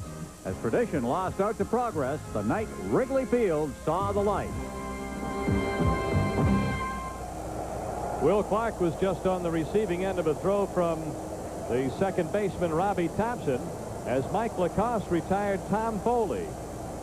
Foley is out 4-3, so one gone in the 6th inning. Foley does hit this ball pretty well at second baseman. Thompson, watch him stay with it. Takes the short hop. Maybe not the transfer was so clean to the bare hand, but he had plenty of time to throw Foley out. Here we are in the 6th, and Mike Lacoste works on a no-hitter. Galarraga has walked and hit into a double play.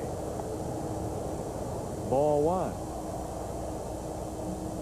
So again, Lacoste has not allowed a hit, has just 1 strikeout. He's walked 5, including Larry Walker twice. Giants lead 1-0 on Kevin Mitchell's home run. 1 ball and 1 strike to Galarraga.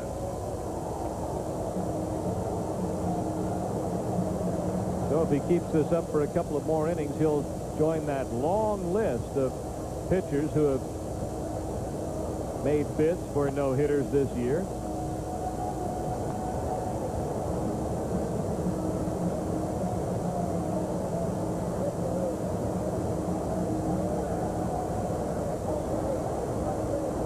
Two and one on Galarraga.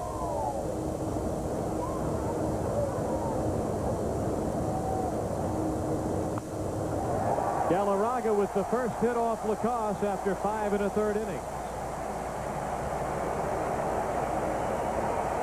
Lacoste falling behind on the count.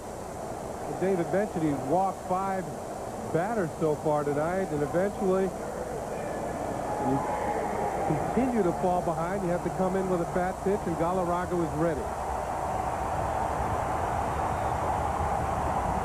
The count is 2-1. The target is low and away, and Galarraga reaches out. It wasn't such a bad pitch. It was better than the one he swung and missed. Roger Craig and Norm Sherry. And here's Tim Raines, who slid to left and grounded to shortstop.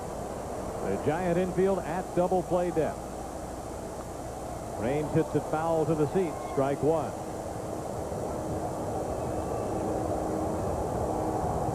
The way Lacoste has that sinker ball working along with the split finger, it's almost as if you have to forget pulling the ball because you get hit it on the ground, and that's what he wants. You have to concentrate on hitting back through the middle or to the opposite field.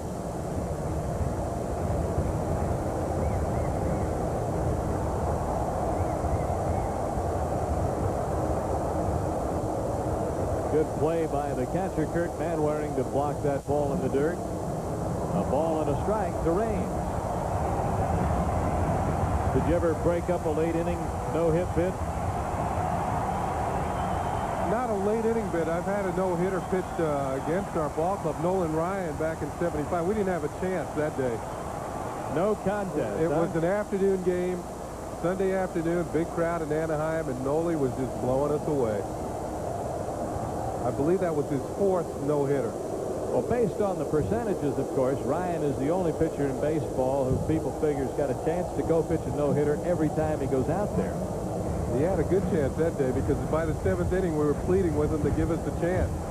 He's had several near misses this year.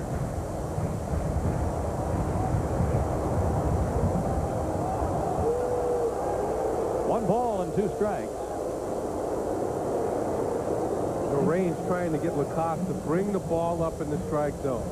When he keeps it down, he can be very tough. You can see that ball was plenty high for a strike, just above the knee. You start chasing that sinker ball and that split finger about knee high, you're just going to pound it into the dirt and swing at pitches that are out of the zone. Like that? That was a good piece of pitching because he came up hard with a high fastball. Fans, the Labatt Player of the Game for the Expos will receive a Weed Eater, Canada's #1 trimmers for convenience in lawn and garden care. Weed Eater, trimmers and blowers. After all those low pitches to Raines, all of a sudden he passes him upstairs with his best fastball, which was just too much for him to try and catch up to.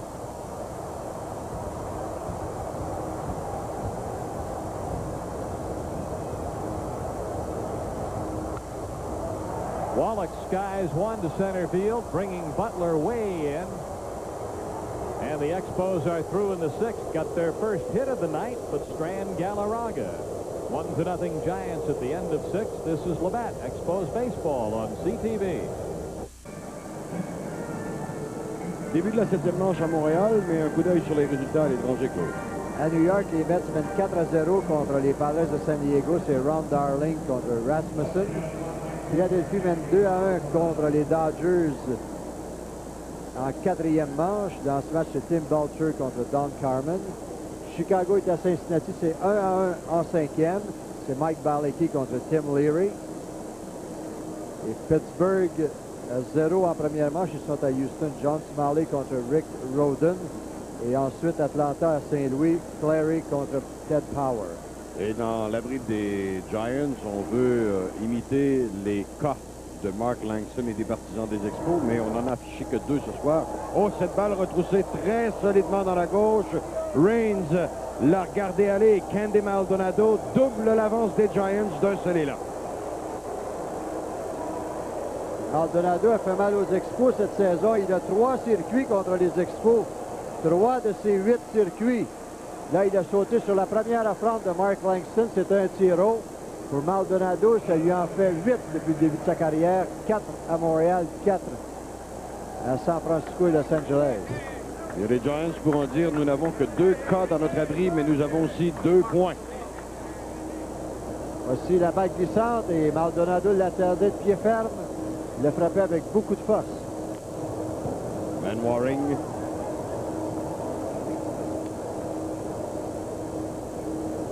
Une prise contre lui avec cette fausse balle. Et Dusty Baker, l'instructeur des frappeurs, est très fier de ses cogneurs à San Francisco.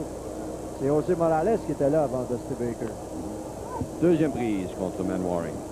Je ne sais pas si vous avez remarqué, messieurs, mais moi j'observe beaucoup tous les joueurs des Giants depuis le début du match. Ils ont l'air confiants. Ils jouent avec beaucoup de confiance.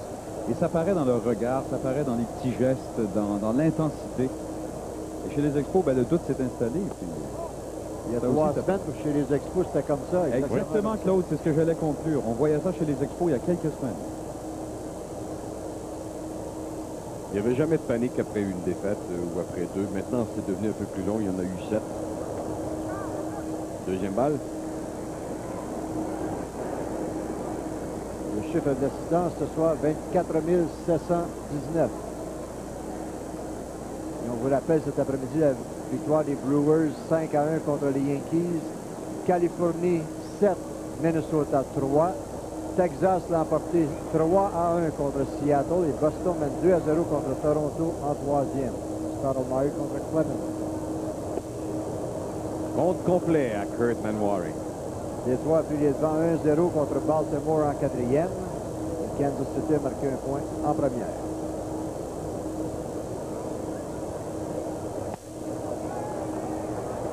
Troisième but sur balle qu'accorde Mark Langston ce soir. C'est Kurt Manwaring qui en hérite. Il a mis au bâton José Uribe dans cette 7e manche où il n'y a toujours pas de retrait. Mais où les Giants ont ajouté un point à leur avance. En fait, ils ont doublé cette avance et Buck Rogers, lui, un peu à la Roger Craig, quoi. Oui, là, Centurion vient de faire signe de lancer à l'extérieur. Ah, oh, une possibilité de 2. Foley 1, Galarraga. Oui, 2. J'ai attendu de voir le geste de l'arbitre. 6, 4, 3, double jeu. Alors, Uribe a eu un lancer haut. Il a tenté de tirer cette balle. Il l'a tiré directement aux mains du joueur de recours. Et regardez bien, un bon. Spike remet lentement à Foley. Foley qui touche le but. Remet à Galarraga qui fait le grand écart et monte la balle à l'officiel. Double jeu. Je l'ai et mon pied était sur le coussin. Avec Langston se tire d'impasse. Il avait été pris dans une situation presque semblable en 6e. Le double jeu l'a tiré d'impasse. Et là, encore une fois. C'est le premier lancé de la 4e manche et le premier lancé de la 7e manche de Langston qui font la différence dans le match jusqu'à maintenant. 2 balles, une prise à Mike Lacasse. Langston en 7e manche sera le 4e frappeur. Alors, il pourrait y avoir un frappeur suppléant. Dans la Ligue américaine, on le laisse aller, mais dans la Ligue nationale, ça prend des points. Même si les Expos n'en marquent pas beaucoup, ils vont essayer d'en marquer un. À l'intérieur, balle. Troisième.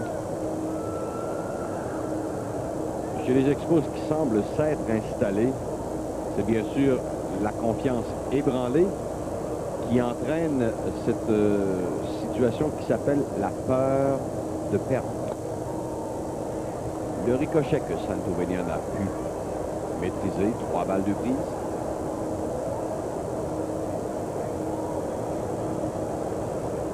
Je pense qu'ils ont peur de perdre. Avec une confiance ébranlée, on ne veut pas perdre, mais on a peur que ça se produise.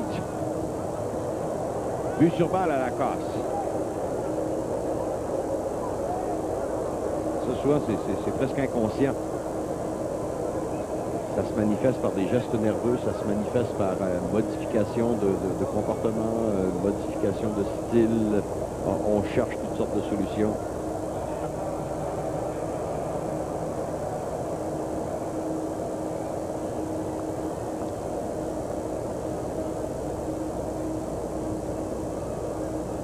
Brett Butler. Avec un coureur sur les sentiers. Au premier, Mike Lacoste. On va laisser le faire courir un petit peu, peut-être fatigué. 2 retraits. Aise à l'intérieur, balle à Butler. À sa dernière présence, Butler a été retiré sur des prises. A réussi un simple, il est 1 en 3. C'était à la 3e manche. Et avait poussé l'audace jusqu'à tenter d'étirer son simple en double. Dans les gradins prises, Dave Martinez l'avait surpris au 2e. Peut-être attendre d'avoir Wallace Johnson frappé. Buck Rogers le cherchait. Et la préposé aux balles ici lui a dit, ben, il s'en vient, je pense. Il est dans le couloir. Il était allé prendre des élans d'exercice. Ouais. Langston serait le 4e frappeur dans la 7e manche. 2e balle.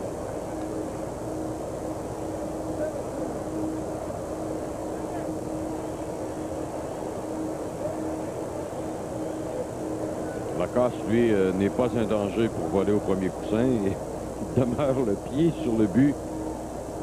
Ou presque. 2 balles, une prise. À Butler. 3e balle. Langston en a donné 3 buts sur balle jusqu'à maintenant. 4 plutôt, c'était le 4e. Celui de Lacoste.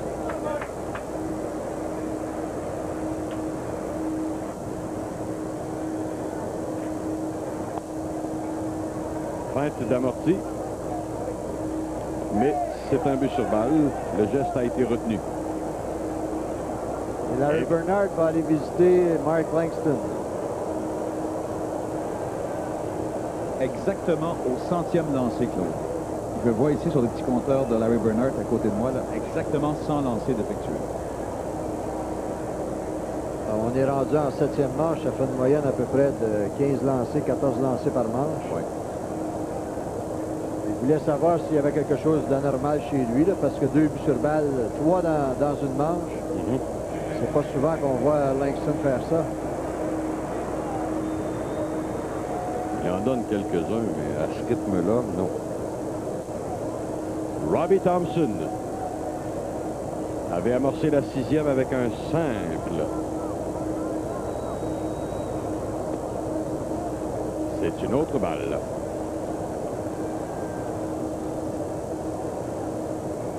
En 6e manche, la défense des Expos avait sorti Langston d'embarras. Prise.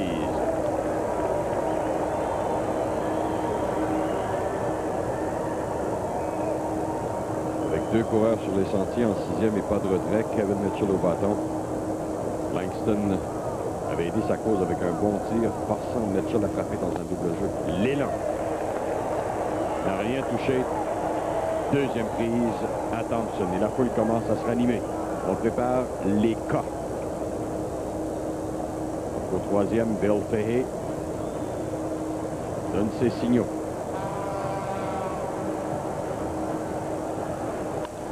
Balle frappée vers Wallach.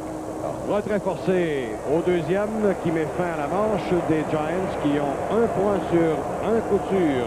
Le circuit de Maldonado. Pas d'erreur des Expos et 2 coureurs laissés sur les sentiers. Après 6 manches et demie de jeu, Giants 2, Expos 0. Ce reportage nous parvient du stade du Parc olympique à Montréal.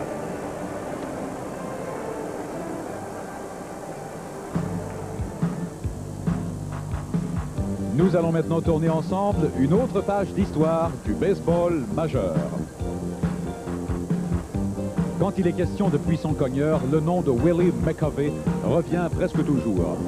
Ses débuts dans les majeurs ont été fracassants. À son premier match, il frappait 4 coups sûrs contre Robin Roberts, un lanceur étoile. Choisi recrue de l'année, McCovey allait laisser sa marque pendant 22 ans dans les majeurs, principalement avec les Giants. 3 fois, il a remporté le championnat des circuits, dont en 1969, alors qu'il connaissait la meilleure saison de sa carrière. Cette année-là, il totalisait 45 circuits, en plus de produire 126 points, ce qui lui valut d'être choisi le joueur le plus utile de la Ligue.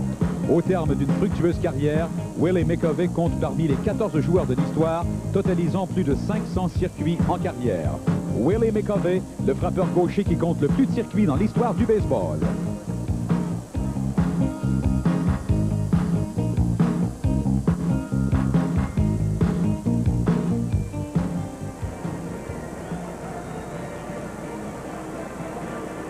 De retour en direct au stade du Parc olympique, il y a du travail dans l'enclos d'exercice chez les Expos. Le gaucher, c'est Joe Heskin. Le droitier, Tim Burke. Il y a longtemps que Burke n'a pas travaillé. Il n'a pas travaillé depuis New York, le dernier match de Mark Langston. Parce que les Expos n'ont pas gagné souvent depuis ce temps-là. Il y a Zane Smith qui est là comme écran protecteur. Et dans l'ordre des frappeurs, en cette fin de 7e manche pour les Expos, Larry Walker, Nelson Santovenia et Spike Owen. On vient de parler du frappeur gaucher qui compte le plus de circuits dans l'histoire du baseball majeur, Willie McCovey. Larry Walker en a quelques-uns, mais il est encore loin de cette marque. Faites pas au baseball majeur, là, il n'y en a pas encore. Dans le baseball mineur, c'était un bon cogneur de circuit. Chaque fois qu'on lui a fait gravir un échelon, il a bien accepté tout ça. Balle retroussée à l'entre-champ gauche devant Kevin Mitchell et cette balle tombe en lieu sûr. Walker a contourné le premier, mais il revient sagement avec le relais qui a été bien fait à l'avant-champ. Son premier coup sûr dans les majeurs. Alors, une soirée parfaite amenée jusqu'à présent. 2 buts sur balle et un simple. Et on va retirer cette balle et cette balle s'en va chez Larry Walker comme souvenir. Et belle ovation de la foule.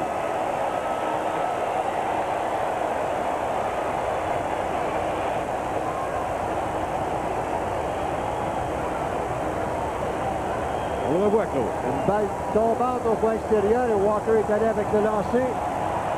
C'est pas obstiné. Ça, ce sont de bons frappeurs de moyenne qui réalisent. Donc on la voit, cette balle historique maintenant. C'est Wallach qui la tient dans ses mains et sera certainement heureux de la remettre à Larry Walker. Balle passée et Walker s'en va au deuxième. Il n'a pas hésité dès qu'il a vu la balle rouler tout près de Manwaring.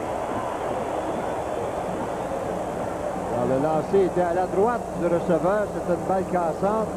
Et immédiatement, Craig Lefferts commence à se délier le bras gauche dans l'exercice des Giants. Giants qui ont 2 points de priorité. Les Expos, il y a longtemps qu'ils n'ont pas connu de grosses morts. On voit le lancer, la balle cassante, loin à la droite. Alors, c'est une balle passée.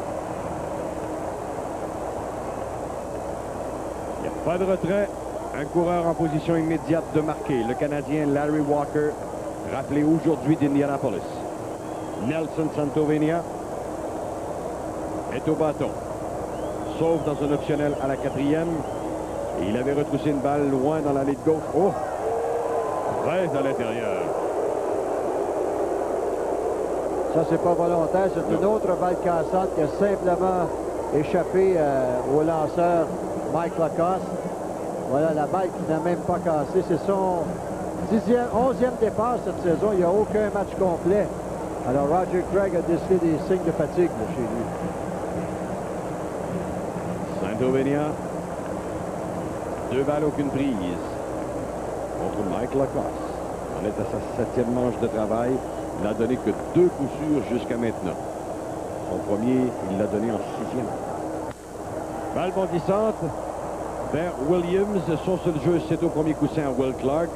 Et Walker a dû demeurer au 2e. Contrairement à plusieurs gérants du baseball, on commence à s'éloigner de la possibilité du coup de 2 buts entre le joueur de 3e but et la ligne de démarcation. Williams jouait très, très loin de la ligne de démarcation. Il était prêt à sacrifier la balle le long de la ligne pour tenter de voler un simple, et c'est ce qu'il a fait. Il a saisi la balle du bout du gant. La balle qui était très éloignée de lui, mais lui jouait éloigné du coussin. Un retrait, Walker toujours au 2e et Spike Owen est au bâton. Et au cercle d'attente, hier nous en avait parlé il y a un moment, c'est Wallace Johnson qui est là pour l'instant. Aucune balle, une prise. Un retrait. Fin de la 7e, les Expos accusent 2 points de retard. 2-0 Giants.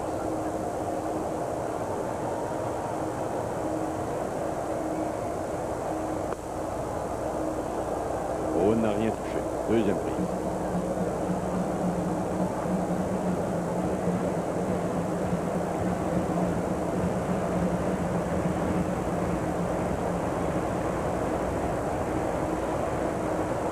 La foule demande des coups sûrs maintenant. C'est calmé pendant un moment. 3e, 4e, 5e manche. Mais là, petit à petit, il y a un regain de vie. Balle à l'extérieur. Le simple de Larry Walker pour entreprendre cette 7e manche a redonné de l'espoir. Lacoste lance bien. Les 2 points, c'est pas de montagne. Au moment pour les Expos de retrouver leur touche. Une balle de prise à Owen. Mais il a bon œil. Oh. Je le comprends. C'est seulement la 27e fois que Spike Owen est retiré sur 3 prises cette saison. C'est un bon lancer, un lancer haut, hors de la zone des prises et à l'intérieur. Et Spike s'est laissé tenter. Il s'en veut, il brise son bâton contre le sol. Il fallait que je dise qu'il avait bon œil. J'en parlerai plus de commentaires. Je répondrai plus de commentaires comme ça, Claude. Si c'est pour porter malchance. Ça n'a rien à faire avec ça. Ouais. Wallace, lui, a 8 coups sûrs en 44 et 7 points produits cette saison comme frappeur suppléant. Alors, Mark Langston a terminé sa soirée de travail. Il y a 2 retraits pour Wallace Johnson avec Larry Walker. Au 2e coussin toujours. Il a ouvert la manche avec un simple, s'est rendu au 2e sur une balle passée. Et ça, c'est une balle à Wallace Johnson.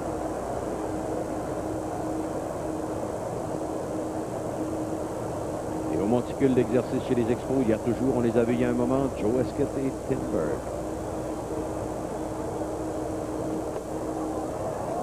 Johnson n'a rien touché et Walker semble vouloir ennuyer et Lacoste et Manwaring. Peut-être forcer un tir, mais il peut ennuyer le frappeur aussi s'il se déplace trop au 2e but. Là, souvent, c'est pas trop bon. Il n'y a pas de place à aller d'une façon ou d'une autre. Il y a 2 retraits. Espérer un mauvais relais. Balle bondissante hors ligne. 2e prise. Une balle de prise à Wallace Johnson. J'ai l'impression, même si Lacoste s'en tire dans cette manche, qu'en 8e, on aura un nouveau lanceur. Peut-être. Il y a des gauchers qui s'en viennent en 8e. Pour une fois que les Expos voyaient le premier frappeur de la manche se rendre sur les sentiers, Johnson retient son élan. 2e balle.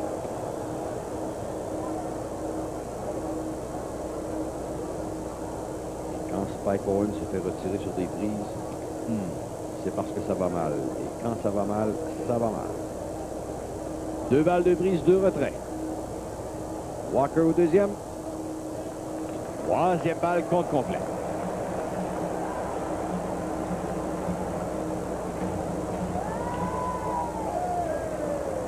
Toujours la possibilité ici de réduire l'avance des Giants à 1 point.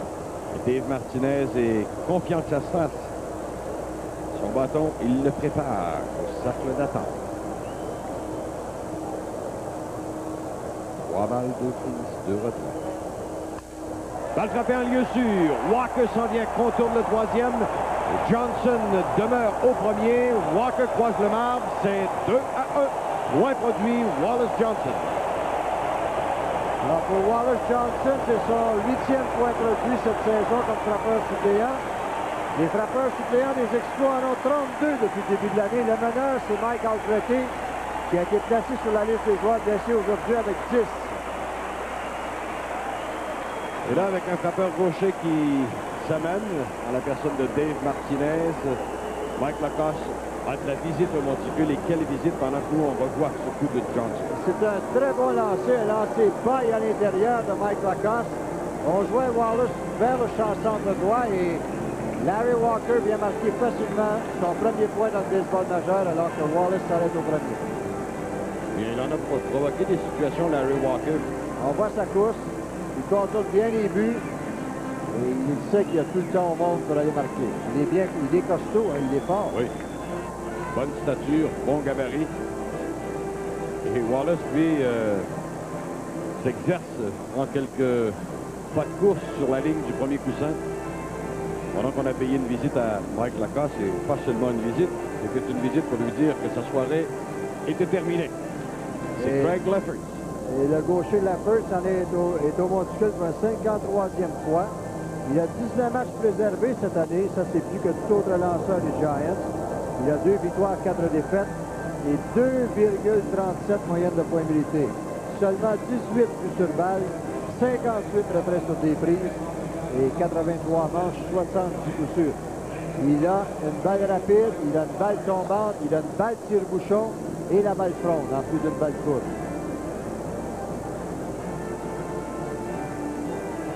Leffert termine ses lancers préparatoires. L'arbitre Terry Tata s'est approché près de la ligne du premier coussin. Ce sera le signal pour entreprendre le travail contre Dave Martinez. Il est déjà à venir. 2 lancers encore, selon le signal de Terry Tata. Et on va y aller. 2-1, Giants. On est en fin de 7e manche. Mike Lacoste a terminé sa soirée de travail. Il aura lancé pour 6 manches et 2 tiers. 1 point, 3 coups sûrs, 3 retraits sur des prises de 5 buts sur balle. Et Langston, lui, 7 manches, 2 points, 6 coups sûrs, 8 retraits sur des prises de 5 buts sur balle. Les 2 points, 2 circuits. Dave Martinez, qui ne frappe pas fréquemment contre des lanceurs gauchers, va affronter Craig Leffert avec Wallace Johnson au premier.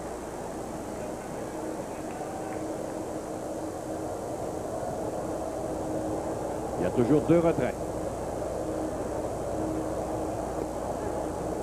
Prise décision de Terry Tata. Lorsque les Giants étaient ici il y a 2 ans, ils ont vraiment commencé leur poussée vers le sommet de la division Ouest. Ils ont fait l'échange avec les Padres. Il y avait 5-6 joueurs impliqués, dont Leffert. Mark Davis est allé à San Diego. Kevin Mitchell. Balle bondissante à Will Clark qui touche le coussin pour le retrait sans aide de Dave Martinez, mettant fin à cette 7e manche. Les Expos, 1 point sur 2 coups sûrs, aucune erreur. Un coureur laissé sur les sentiers après 7 manches complètes de jeu. Giants 2, Expo 1. Ce reportage vous parvient du stade du Parc olympique à Montréal.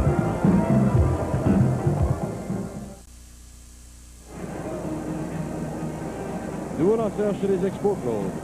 Tim Berg qui lance la balle tombante, la balle glissante. Il y a un changement de vitesse de temps en temps. Il est au monticule pour une 52e fois. Il a 6 gains, 2 échecs. 23 matchs préservés, seulement 16 buts sur balle donnés, dont 4 de façon intentionnelle en 66 manches. Et là, la commande pour lui ne sera pas facile. C'est le cœur de l'alignement des Giants avec Will Clark, Kevin Mitchell et Matt Williams. Clark, un simple, un retrait et un but sur balle.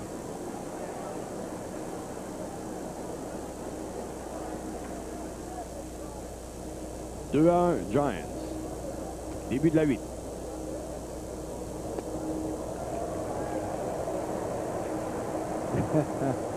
Le changement de vitesse a déjoué Clark et vous avez vu ce qu'il a fait. Il s'est placé la tête immédiatement pour pouvoir frapper.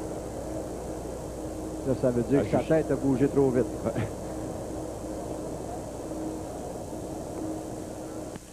Balle bondissante pour les fonces et remet à temps à Galarraga pour le retrait 4-3.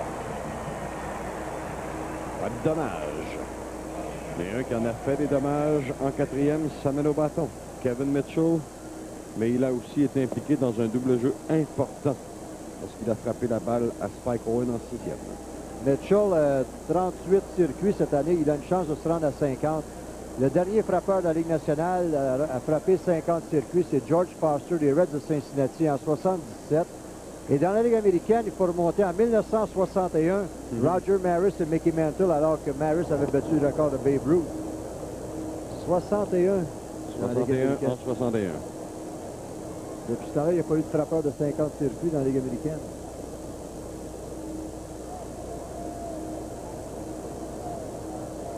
D'après nos statistiques. Claude, si on a laissé frapper Dave Martinez contre un gaucher, si Leffers revient au Monticule, il faudrait peut-être s'attendre à voir Adler frapper à la place de Foley. Il est déjà allé ou Garcia, mais Adler a déjà conversé avec Buck et il est en train de s'exercer ici à l'arrière. Merci. Une balle, une prise. À Mitchell, deuxième prise, ça a déjà effleuré le coin extérieur. Décision de Terry Tater. Et en plus des circuits de Clark et de Mitchell, Mitchell a 28 doubles, Clark en a 27. Clark a 6 triples alors qu'on voit la balle glissante au coin extérieur. Et Mitchell en a 5. Alors ces deux gars-là font beaucoup de dommages à l'adversaire cette saison. Celle-là est un peu trop à l'extérieur. C'est une deuxième balle. 2 balles de prise. Matt Williams est au cercle d'attente. Langston l'avait retiré 3 fois sur des prises. En deuxième, en quatrième et en sixième. 2 balles de prise à Kevin Mitchell. Balle bondissante et elle perce l'avant-champ pour se rendre jusqu'à Tim Raines. Coup sûr Mitchell. Et Camille, pour en finir avec Clark et Mitchell. Mitchell a 91 coups sûrs de plus d'un but sur ses 117. Maintenant, il en a 119. Oui. Et Will Clark, lui, sur ses 150 coups sûrs, il en a 51 de plus d'un but. C'est de la puissance. Matt Williams, après un retrait, début de la 8e. Kevin Mitchell au premier. Pourquoi pas un autre double jeu? Balle. Première offrande de Burke à Williams. Williams se retire du rectangle du frappeur pour suivre son instructeur au troisième, Bill Fahey. Une moyenne de puissance avec les chiffres que Claude nous a donnés il y a un moment. Ça veut dire ça. Ouais. Mitchell est en course. La balle est retroussée dans la droite. Walker a hésité un moment, capte la balle. Et ça, c'est le deuxième. Et il remet ensuite à Galarraga qui touche le premier coussin pour compléter le double jeu. 9-3, ce qui met fin à cette 8e manche des Giants. Il n'y a eu aucun point sur un coup sûr, aucune erreur et personne ne laissé sur les sentiers après 7 manches et demie de jeu. Giants 2, Expos 1. Ce reportage vous parvient de Montréal. De retour au stade du Parc olympique, la soirée de travail de Tom Foley est terminée, mais il a déjà laissé sa marque dans le match ce soir sur le dernier jeu. Voici ce qui est arrivé. La balle a été frappée derrière Mitchell et Foley lui a fait semblant qu'il avait la balle. Mitchell savait que la balle était dans la droite parce que Mitchell avait vu la balle s'en aller en flèche vers le champ droit. Alors c'était un double retrait et là c'est Rex Adler qui va venir frapper. Rex Adler comme frappeur suppléant, 4 en 21, 2 circuits, 4 points produits. Et on vous rappelle notre prochain match rapidement. San Diego contre les Expos de Montréal. C'est samedi soir, 19h30 heure de l'Est. Tony Gwynn des Padres est à Montréal.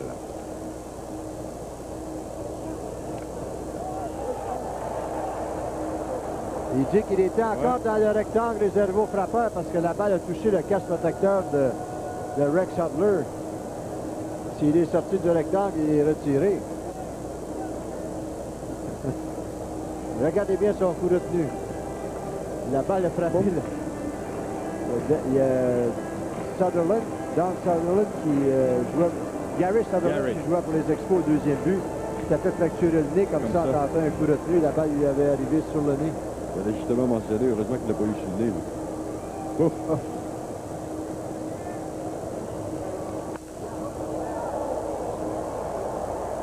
C'est une deuxième prise. On va emprunter une expression du hockey. Il l'a eu sur la palette. De la casquette. De la casque protecteur, ouais. Rex Hudler rêve à Tom Forey comme frappeur suppléant pour entreprendre cette 8e manche contre le gaucher Craig Leffert. Leffert qui est un Allemand. Il est né à Munich en 1957. Est-ce que ses parents étaient dans l'armée? Probablement, je n'ai pas l'histoire de toute la famille, mais je sais que son lieu de naissance, c'est Munich. Je sais qu'il y avait une équipe, il y a une équipe française dans le tournoi championnat junior à Trois-Rivières. Il y a une équipe de France et on cherche des joueurs qui ont déjà joué dans le baseball majeur qui sont nés en France. Il y a un autre qui est revenu, c'est Charlie Lee. Charlie Lee est né en France. Steve Jeltz, le joueur de la cour des Phillies. Alors ces joueurs-là seraient éligibles parce qu'ils veulent avoir des joueurs à double citoyenneté. Oui. Ces joueurs-là seraient éligibles pour jouer dans des tournois. Très bien. Ou leur enseigner le baseball. Balle retroussée, mais il n'y aura pas de jeu, c'est chez les spectateurs.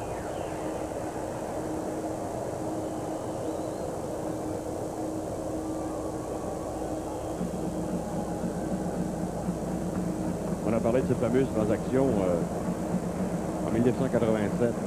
Il avait été cédé aux Giants avec Dave Dovecki et Kevin Mitchell contre Mark Davis, Mark Grant, Chris Brown et Keith Comstock. Balle retroussée vers Mitchell. Il la capte pour le premier retrait de cette 8e manche des Expos. C'était un très bon échange pour les Giants parce que Dovecki a été un de leurs meilleurs lanceurs par la suite. Et Leffert a toujours bien lancé avec les Giants. Et Kevin Mitchell, on sait ce qui est arrivé avec lui. On avait des doutes sur ses talents en défense comme voltigeur, mais il semble qu'il s'est amélioré avec les années. Il joue au 3e but dans ce temps-là. Il n'aimait pas San Diego, même s'il était natif de San Diego. Andrés Galarraga. Se compromet, fausse balle. But sur balle en première.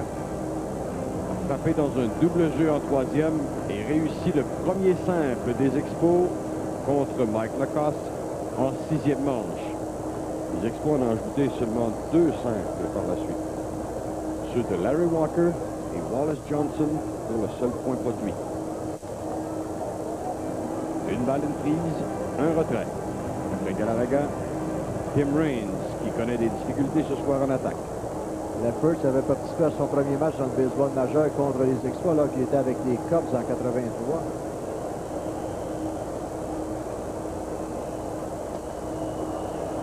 Galarraga n'a rien touché. Leffert n'a jamais gagné contre les Expos à 3 matchs préservés et 2 défaites en carrière. C'est un lanceur, il y a une bonne balle de tire-bouchon, il faut s'en méfier. Une balle de prise à Galarraga. Il y a un retrait. Et Galarraga n'a rien touché. Et on s'impatiente chez les spectateurs.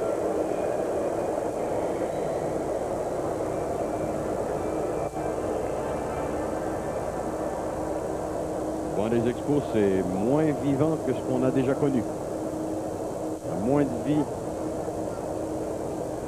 On est plus soucieux, plus songeur. Je peux vous dire, Camille, il y en a un spectateur qui s'impatiente beaucoup dans sa loge, d'ailleurs, ici dans les premiers échelons là, des sièges. C'est le président Claude Brochu, derrière le marbre.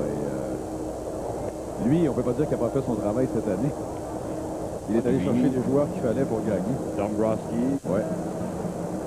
Ouais, de l'organisation. Et les joueurs sont les premiers à le reconnaître. Une balle à Tim Raines. Son élan n'a rien touché. Une prise. Il frappe de la droite pour la première fois ce soir.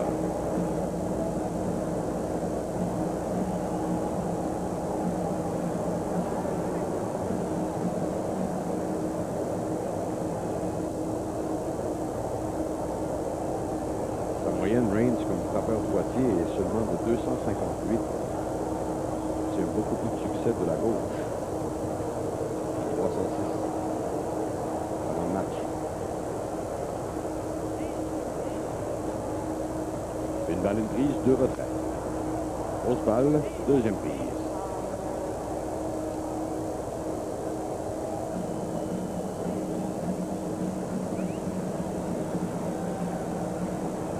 En fin de 8e manche, tout un match de baseball jusqu'à maintenant. Pour les partisans des Expos, bien sûr que c'est dommage de voir l'équipe montréalaise. Le président est vraiment soucieux, M. Brochu.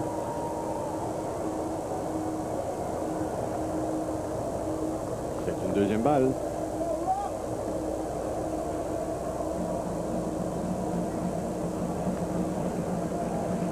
Pierrot a beaucoup eu l'occasion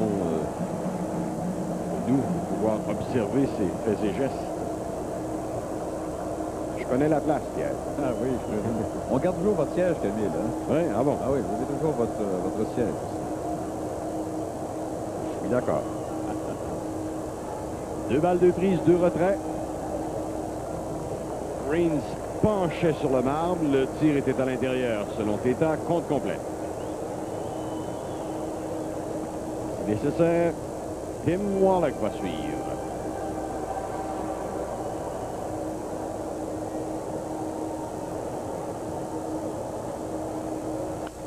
Balle retroussée à l'entre-champ droit. Cette balle va tomber en lieu sûr et pour plus d'un but. Raines contourne le premier, s'en va vers le deuxième. Le relais de Robbie Thompson arrive beaucoup trop tard à l'intercepteur. Le relais plutôt de Brett Butler arrive à Robbie Thompson trop tard. C'est un double pour Tim Raines. Raines qui a frappé un très bon tir, c'est son 23e coup de 2 buts. Le lancer semblait éloigné, semblait bas. On voit la cible du receveur. C'est une balle tombante ou une balle tire-bouchon au coin extérieur. Raines a étiré les bras, l'a frappé dans l'allée au chasseur de doigts et Butler a dû utiliser sa grande rapidité pour amener la balle vers Robbie Thompson et limiter Raines un double. Raines est installé au deuxième. Et au rectangle du frappeur, celui qui s'était fait la réputation d'être l'un des meilleurs producteurs de points après 2 retraits. Tim Wallach, mais va-t-il affronter Lefferts? Non, il y a 2 de substitution. Oberkrell va aller jouer au 3e but à la place de Matt Williams. Oui. Et Bedrosian va venir prendre la place. Alors, Bedrosian à la place de Lefferts pour faire face à Wallach. Et pendant qu'on fait ces changements, Claude, un petit peu plus tôt dans le match, on vous a proposé notre question piège de la journée. On ne vous a pas encore donné la réponse. Alors, pour ceux qui n'étaient pas là au moment de la question, on rejoue tout le scénario avec la réponse au complet.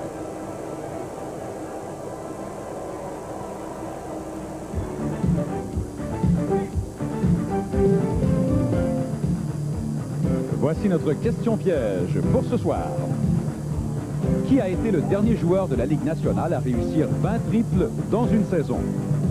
Est-ce Willie Mays, Tim Raines, Juan Samuel ou Ryan Sandberg? La réponse, Willie Mays. Il a réussi l'exploit en 1957. Il a alors frappé 20 triples dans l'uniforme des Giants de New York. Ryan Sandberg et Juan Samuel sont venus près d'atteindre le plateau des 20 triples en saison, alors qu'en 1984, ils en ont claqué 19 chacun. Et quant à Tim Raines, sa meilleure saison pour les triples fut en 1985, alors qu'il en réussissait 13. Willie Mays a été un grand joueur également au chapitre des coups de circuit, puisqu'on le retrouve 3e dans l'histoire du baseball, derrière les illustres Hank Aaron et Babe Ruth.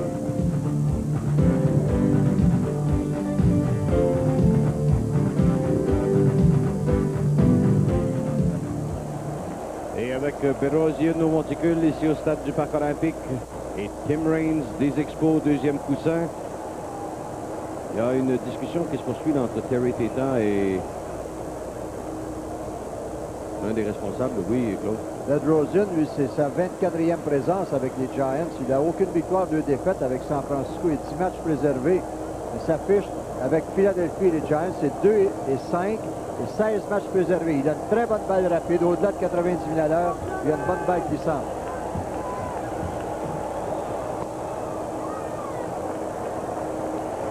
C'est une balle, sa première offrande à Wallach. Bedrosian a une victoire contre les Expos cette saison et 2 matchs préservés. C'est 2-1 Giants. Wallach a retenu son geste. On va en appel. Will Clark insiste pour que Dana DeMute donne la réponse. DeMute dit non. Même Roger Craig insistait également. C'est une deuxième balle. Wallach est bon en ce petit jeu, Camille. Regardez ça. Il a laissé tomber le bâton.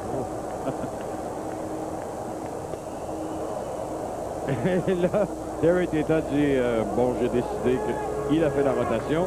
C'est une prise. 2 balles, une prise. Bedrosian en carrière a 26 matchs préservés contre les Expos.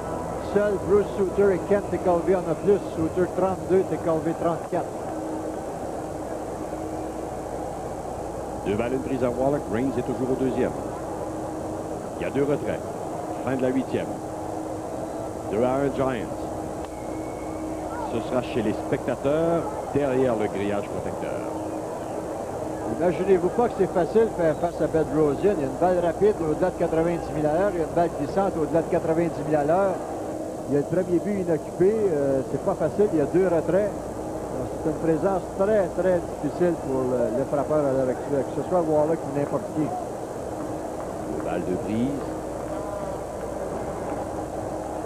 Ah, compte complet.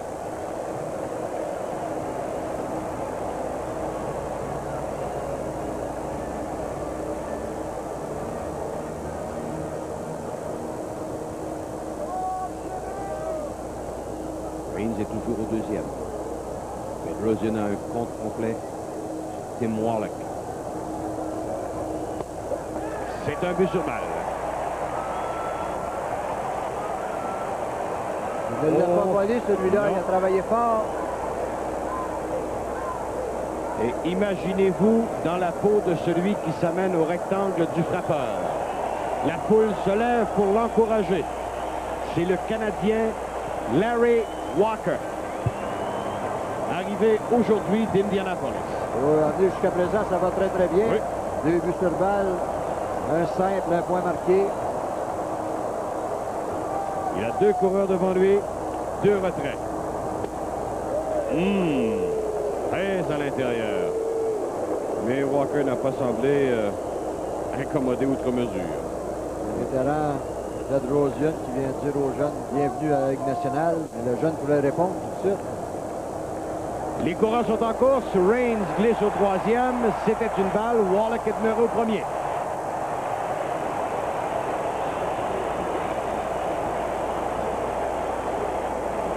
Alors, 27e but volé de Reigns, c'est une bonne stratégie parce que si le receveur décide de lancer au 3e but, on ne sait jamais ce qui peut arriver.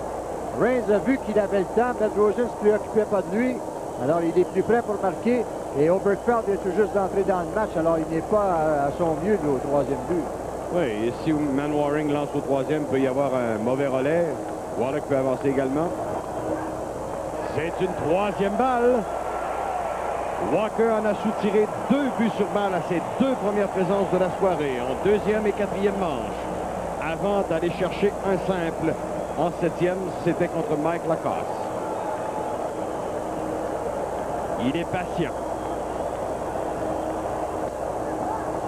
Prise, décision de Terry Tata et Walker ne s'est pas aventuré. Il avait le feu rouge de toute évidence.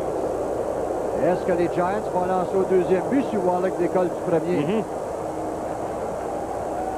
Santo Venia est au cercle d'attente. 3 balles, une prise à Walker. 2 retraits. Léla, 2e prise.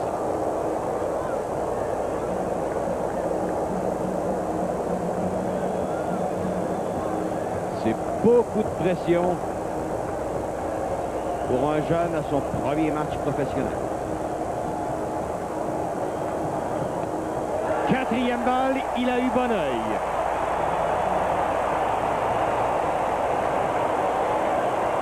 Et là, la pression change d'épaule. Youpi anime la foule. Les épaules de Nelson Santovenia portent le fardeau des 3 coureurs devant lui. Il n'a pas besoin d'un grand chelem. Il a tout simplement besoin de tasser la balle en lieu sûr. Et Bedrosian voit que ses confrères releveurs sont au travail dans l'enclos des Giants. Il y a le droitier Randy McCammon et le gaucher Bob Knapper qui sont à l'œuvre. Santovenia a repoussé une balle à Kevin Mitchell en 2e, sauf sur un optionnel en 4e pour mettre fin à la manche. Et un roulant au 3e but en 7e balle. La tension monte chez les 24 719 spectateurs. Santovenia, lui, pendant tout ce temps, doit conserver son calme. À l'extérieur, il n'y a pas de place pour lui sur les sentiers. 2e balle. Bedrosian a du retard. Santovenia, pour le moment, a le bon bout du bâton. Et là, Jack Moore qui dit, si le lancer est à la hauteur de la ceinture, vas-y. Et lance-toi pas sur un mauvais tir. 2 balles, aucune prise.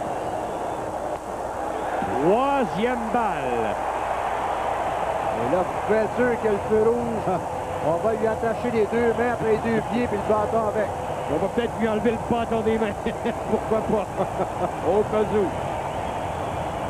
Et là, il y a Spike Owen demande un temps d'arrêt.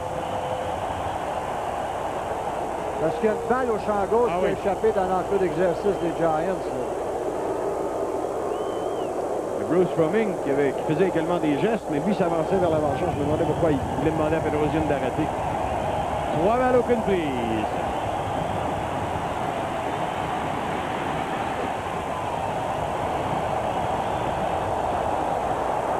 C'est une prise. La foule n'est pas d'accord. Il y a 2 retraits. Fin de la 8e. 3 coureurs sur les sentiers. Reigns au 3e, Wallach au 2e, Walker au 1er.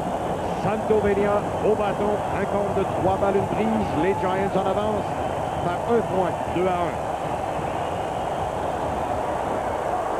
Coin extérieur, compte complet. Alors, Santovenia, après avoir reçu 3 balles de suite, a donné une chance à Bedrosian de lui donner un but sur balle. Bedrosian a lancé 2 prises pour lui donner crédit.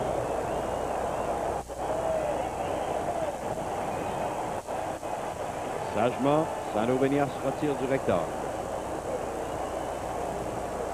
Pas besoin de défoncer les clôtures, pas de circuit de 5 points, ça n'existe pas. Balle retroussée vers le centre, Butler fonce. Et Maldonado qui échappe cette balle. Reigns a croisé le marbre, Wallach le suit, Walker s'amène également et Santovenia est au 2e. 3 points marqués par les Expos sur cette balle échappée par Candy Maldonado, bien frappé par Santovenia. On ne sait pas, j'ai l'impression qu'on va donner un coup de 2 buts là-dessus. Mais Maldonado a très mal joué cette balle. Il n'avait pas besoin de se jeter au sol. Il aurait pu capter la balle dans les airs sans se précipiter au sol. La balle est restée suspendue très longtemps. Et là, Maldonado s'en veut de ne pas avoir pu maîtriser cette balle. Et Roger Craig, qui n'aime pas déjà ce que Maldonado lui donne cette année. 4 balles. On va donner une balle, un but sur balle. Alors, est-ce qu'on donne un 2 buts? On donne une erreur au champ droit. Alors, il n'y a pas de point produit pour Santovenia. Une erreur de 2 buts, mais les 3 points comptent, c'est ce qui est important. Et là, il y avait du monde pour tenter de capter cette balle. Robbie Thompson était derrière son poste de 2e. Maldonado a demandé la balle tout le long. Maldonado n'avait pas à glisser. Ouais. Maldonado n'avait pas à glisser. Cette balle était à la hauteur de la ceinture ou de la poitrine. Mais lorsqu'on peut faire des jeux spectaculaires en jouant au hot dog, c'est ce qui arrive. Regardez bien. La balle est encore suspendue. Là, il y avait la balle à la hauteur des épaules. Il s'est jeté au sol. La balle a touché le petit doigt de son gant pour en ressortir. Alors, Il vient de donner 3 beaux points aux Expos. Parce que tous les coureurs étaient en course sur le lancer de Bedrosian. Ça, c'était évident. Et là, vous savez pourquoi Buck Rogers rit, hein? C'est que Rex Hudler était déjà rendu dans le sac d'attente et Dave Martinez lui criait « Mais non, c'est à mon tour avant toi, Rex! » Ils sont tellement contents d'avoir marqué 3 points qu'ils en oubliaient la rotation des frappeurs. Là, c'est Burt. Oui, c'est Burt, mais dans le sac d'attente, Hudler était déjà là. Oui. Bien, ça, c'est un coup qui fait changer le vent. 4-2 Expos. Et c'est un compte de 2 balles, aucune prise à Tim Burt. Le point à la fiche de Leffert, ce n'est pas vérité, mais les 2 points à la fiche de Bedrosian non plus. Prise, décision de Terry Tater. Santovenia est toujours au deuxième. Spike Owen, but sur balle intentionnelle est au premier. Il y a toujours 2 retraits. 2 balles, une prise à Burke. C'est une 3e balle. Et Burt comme frappeur suppléant, 0 en 3 cette année, 3 retraits sur des prises.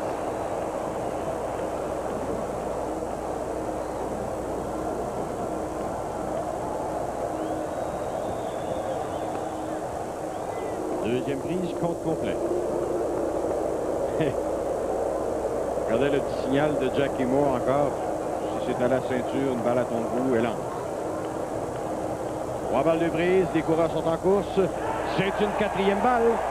C'est le 4e but sur balle de Bedrosian dans cette manche. Il a tiré personne encore.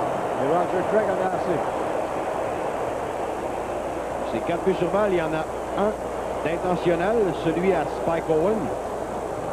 Mais la bévue de Maldonado coûte cher aux Giants. Sourit finalement aux Expos. Si on se rappelle en début de match, Claude, il y a eu tellement de coups frappés sur le nez, comme on le dit, en flèche, mais qui s'en allait directement dans un gant quelque part. Et là, le lanceur, c'est le gaucher Bob Knepper qui va prendre la relève. Knepper a lancé 2 matchs avec les Giants, a perdu. Sa fiche combinée de Houston et Montréal, les 4 victoires, 11 défaites. Et c'est la première fois qu'on l'utilise comme releveur cette saison.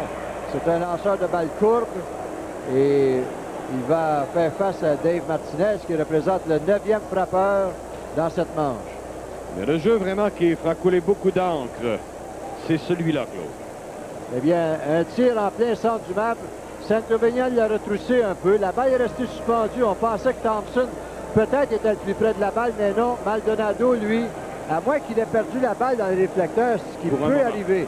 Alors, on va attendre après le match pour savoir vraiment ce qui est arrivé. Et voyez tout le monde au map qui accueille Larry Walker, Tim Wallach, Spike Owen et Tim Raines qui sont là. Alors, une bonne soirée pour le jeune Walker et l'erreur de Maldonado qui coûte cher. Oui, imaginez-lui impliqué dans une situation du genre. Il y avait 2 retraits. Il a soutiré un but sur balle pour remplir les buts. Santovenia est maintenant rendu, lui, au 3e.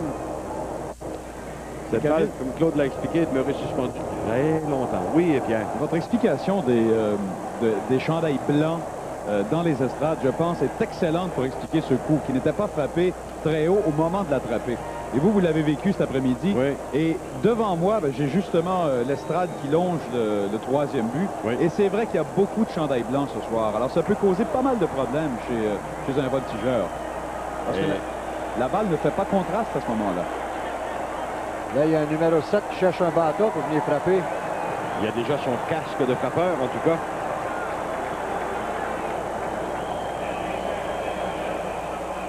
On veut lui redonner confiance, ça c'est sûr. Et Yubi, cette saison, comme frappeur suppléant, 0 en 3, 1 point produit. La table est mise pour lui contre Bob Knepper.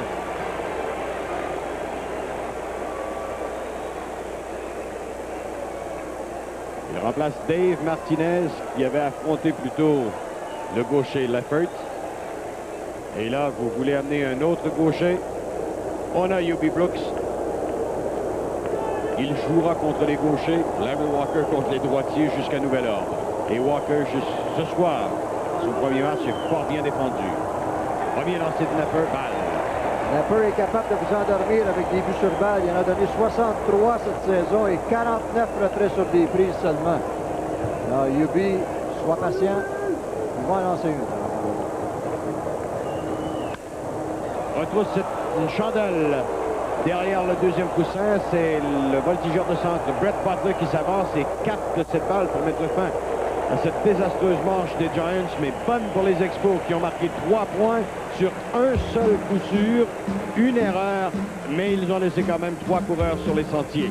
Après 8 manches complètes de jeu, Expos 4, Giants 2. Ce reportage vous parvient du stade du Parc olympique à Montréal.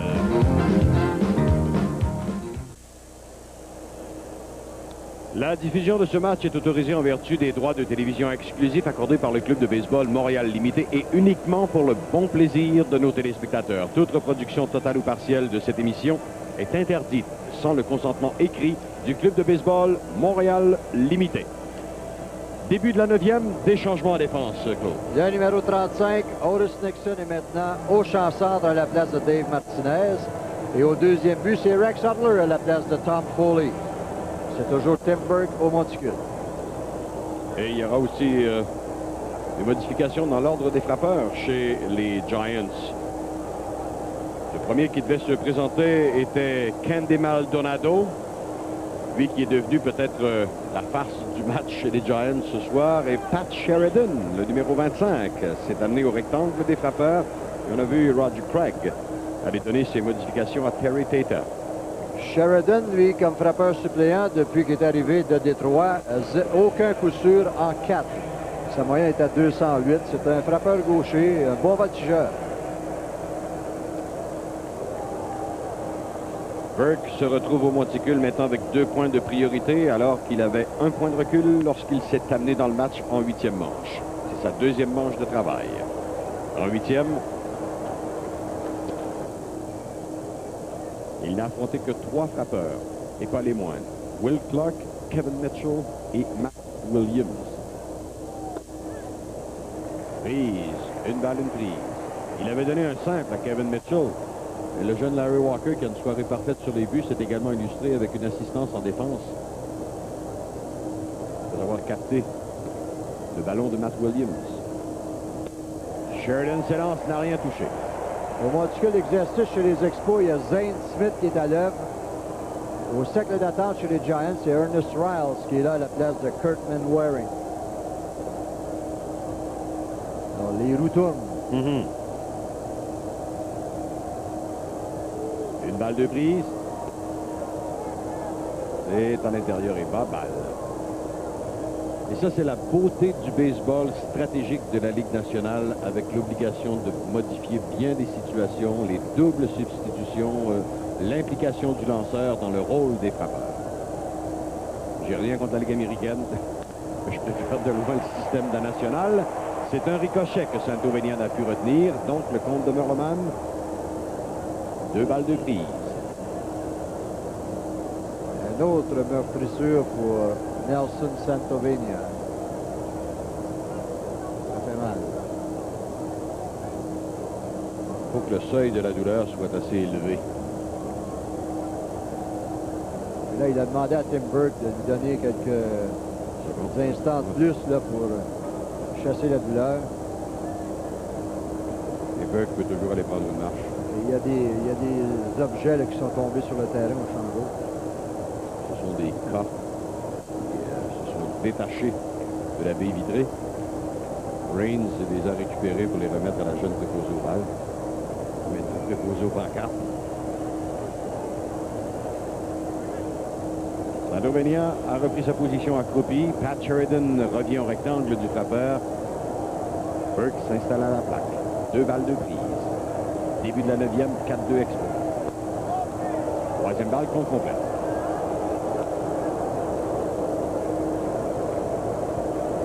Dans les changements en défense chez les Expos, Rex Hudler joue maintenant au 2e coussin à la place de Tom Foley. Et Otis Nixon patrouille le chanson à la place de Dave Martinez.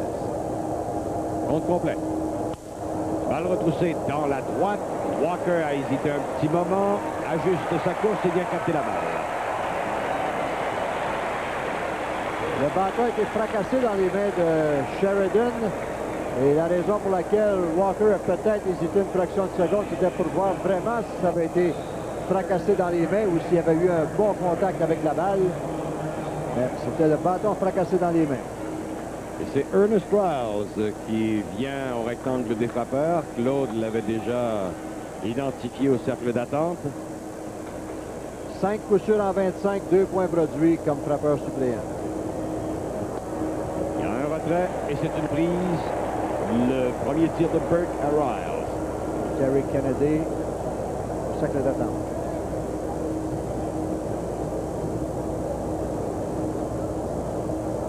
Roger Craig, c'est tout ce qui est en son possible. Balle bondissante vers Hodler qui la capte bien, remet à Galarraga pour le retrait 4-3.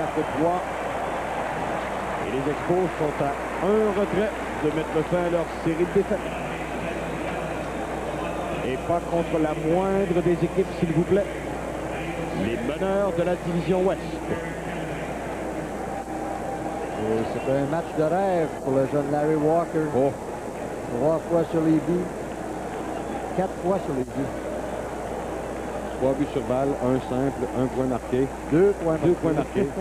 Ouais. Oubliez le premier. Une balle. Terry Kennedy.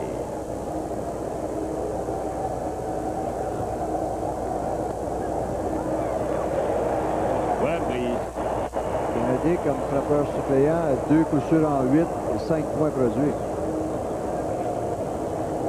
Ce qu'il pourrait faire actuellement serait d'améliorer sa fiche au chapitre des coups sûrs. Il ne pourra certainement pas produire de points. Il n'y a personne devant lui puisqu'il y a 2 retraites, début de la 9e. Burke lance bien, une balle, une brise.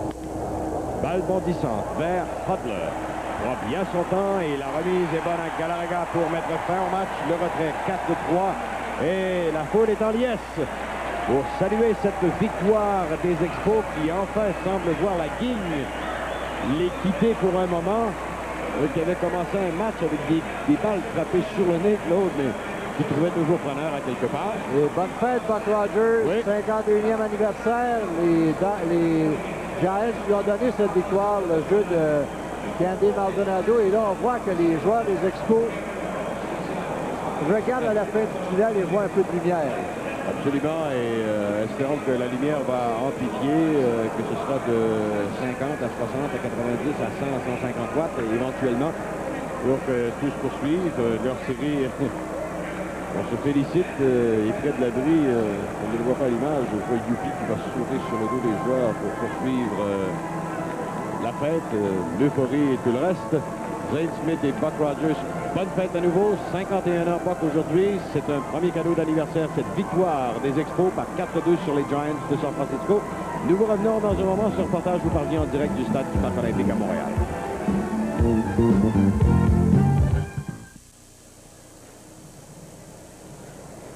Le temps de vous faire connaître les joueurs du match de ce soir. Chez les Expos, le joueur la-batte du match, le Canadien Larry Walker, qui mérite un coup de bordure Weed Eater.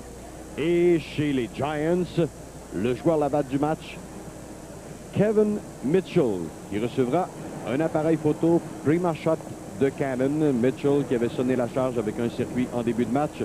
Et pour le moment, nous allons rejoindre Pierre Houd avec un invité qui célèbre ce soir son 51e anniversaire de naissance. On a besoin de l'identifier maintenant. Pierre? Oui, pas besoin de l'identifier, Camille, vous avez raison. Coach, happy 51st birthday to you. Thank you. This is a great birthday present. A come from behind win, and we needed it very badly. Now, Coach, did you know that it was as well your 400th win with the Expos? I didn't know that, no, but it was very nice. Well, tell us a little bit about it was a very strong emotional game. We could feel that on in the dugout. Did you feel the players were confident at all to come back? Well, we felt after last night's game that we turned the corner, and tonight it was just a feeling it was going to happen, and it finally did happen. But last night we played good baseball and lost. But tonight we knew what was going to happen. It was just a matter of when. Tell us a little bit, Coach, about Larry Walker. He played a great game for his first opening in the majors. Well, for a young man that's supposed to be nervous, he was very patient at the plate. He got 3 bases on balls. He got a 2-strike hit, so I think his opening was very good. Well, Buck, thank you very much, and happy birthday to you again. Why don't you go and celebrate a little bit? Okay, thank you very much. Alors, mesdames, messieurs, voilà Buck Rogers qui célèbre non seulement son 51e anniversaire, mais c'était également la 400e victoire de sa carrière d'entraîneur avec les Expos. Il est très heureux, bien sûr, de la victoire de ce soir. Un match très intense. Les joueurs étaient constamment dans le match. Et il a dit que Larry Walker a fait une entrée comme il s'attendait de lui, c'est-à-dire de brillante façon, telle qu'il a démontré avec Indianapolis. Et en ce qui nous concerne, nous retournons tout de suite sur la passerelle à Camille et Claude. Pierre, merci. Le temps de vous rappeler, en ligne pour les Giants, 2 points, 7 coups sûrs, 1 erreur, 6 coureurs laissés sur les sentiers. Pour les Expos, 4 points, 4 coups sûrs, aucune erreur, 9 coureurs laissés sur les sentiers. Ce reportage vous parvient du stade du Parc olympique à Montréal. Rien de chose est certaine, on a assisté à tout un match enlevant ce soir. Du début à la fin, on sentait qu'il y avait de la pression chez les Expos, on sentait que les Giants étaient confiants. Il y a eu de beaux jeux en défense par les Expos. Je pense à Dave Martinez contre Brett Butler qui a voulu jouer un petit peu d'audace. Mais après, il y a des jeux contre lesquels il n'y a pas de défense aussi. Non, disons que les Giants ont utilisé la longue balle. Kevin Mitchell a frappé un très long coup de circuit. Candy Maldonado. Mais dans ce match, on a parlé beaucoup de Larry Walker. C'est un match idéal pour un jeune qui arrive sur la scène du baseball majeur. Surtout, il part de très loin car il y a 2 ans, sa carrière était terminée. Il est revenu. Ça me fait penser un peu à l'histoire de Dravecki parce que l'année passée, à l'entraînement, il ne pouvait même pas marcher, le gars. Alors, mais il va jouer tout le restant de sa vie avec un support au genou. Mais il a joué un très, très bon match. Mais que penser? Bon, Lacoste a lancé un bon match, Langston aussi. Le premier coup sûr des Expos, c'était en 6e manche. Mark Langston, 8 retraits sur des prises, il a été très bon. Mais lorsqu'on ne compte pas de points, on ne peut pas gagner. Mais le coup sûr de Tim Raines, c'est quelque chose de vraiment spécial parce qu'il y avait 2 retraits. Raines a frappé son coup de 2 buts. Ça a ouvert les portes un peu. Ensuite, il y a eu les buts sur balle. Les joueurs ont été très, très patients. Wallach n'a pas volé son but sur balle contre Bedrosian. Il a fait des fausses balles. Il a bataillé très, très fort pour l'avoir. Et il y a Wallace Johnson qui a fait compter le premier point des Expos comme frappeur suppléant. Tout ça, là, on ajoute tout ça ensemble et on dirait que ça ressemble beaucoup à l'équipe que les Expos avaient il y a 3 semaines. Là, Claude, on sait que c'est la victoire. Bon, il y a eu ce jeu de Candy Maldonado qui a souri aux Expos, bien sûr, mais lorsque Mark Langston a amorcé une manche en donnant sur la première offrande un circuit à Kevin Mitchell, il y avait des gros points d'interrogation. Bien, il y a toujours des points d'interrogation lorsque vous donnez un circuit, mais 1-0, c'est pas assez pour perdre un match normalement. Non. La balle a été frappée avec beaucoup de force. Langston, ce soir, tentait de prendre les devants sur les frappeurs, puis les 2 fois, les frappeurs ont frappé le circuit sur la première balle. Et Candy Maldonado, et également ici Kevin Mitchell. Alors, lorsqu'on essaie de prendre les devants, c'est ça. Et là, on voit le premier coup sûr dans le baseball majeur de Larry Walker. C'est une balle tombante au coin extérieur. C'était un peu haut, mais il a été assez intelligent pour la pousser au champ opposé. Il est venu marquer là-dessus sur le simple de Wallace Johnson. Alors, il a marqué 2 points, a participé à un double retrait, a capté 3-4 ballons au champ extérieur. La foule lui a donné une ovation. Ce gars-là, j'ai l'impression qu'il ne veut pas enlever son uniforme ce soir. Il ne veut pas aller se coucher. Il aimerait que la journée se continue. Ça, aujourd'hui, c'est quoi, le 16 août? Oui. Alors, la journée qu'Elvis est mort en 1977, lui est arrivé sur la scène du baseball majeur, a donné tout un spectacle aux amateurs des Expos. On confirme à 10 h ce matin, et Buck Rogers l'a souligné, il a dit, bon, on s'attend de bons rendements, sauf que ce qu'il a observé, c'est particulièrement sa patience au bâton, ce qui a peut-être inspiré un gars comme Tim Wallach, qui en a soutiré un très important un peu plus tard. Alors, ça a donné de bonnes nouvelles pour les Expos, des nouvelles plus encourageantes. On jouera les Expos à nouveau contre les Giants demain. Nous, notre prochain reportage, c'est samedi, 19h30, heure de l'Est. Les Padres de San Diego seront au stade du Parc olympique. Et à nouveau ce soir, la marque finale, Expos de Montréal 4, Giants de San Francisco 2. Bonne fin de soirée, messieurs, dames, à la prochaine.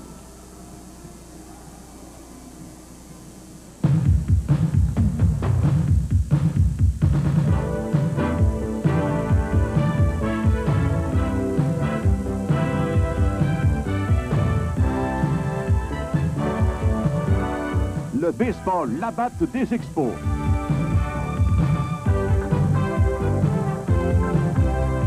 Une présentation des agents et détaillants SO du Canada.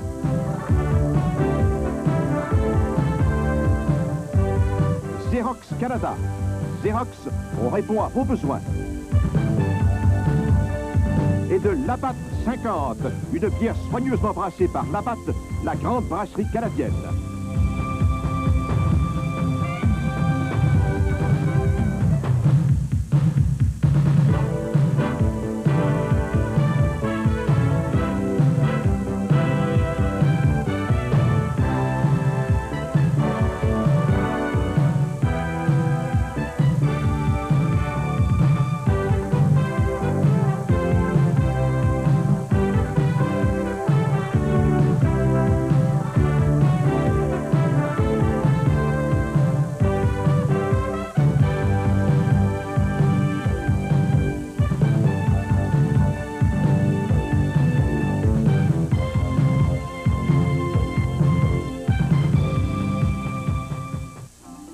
Ici, Radio-Canada.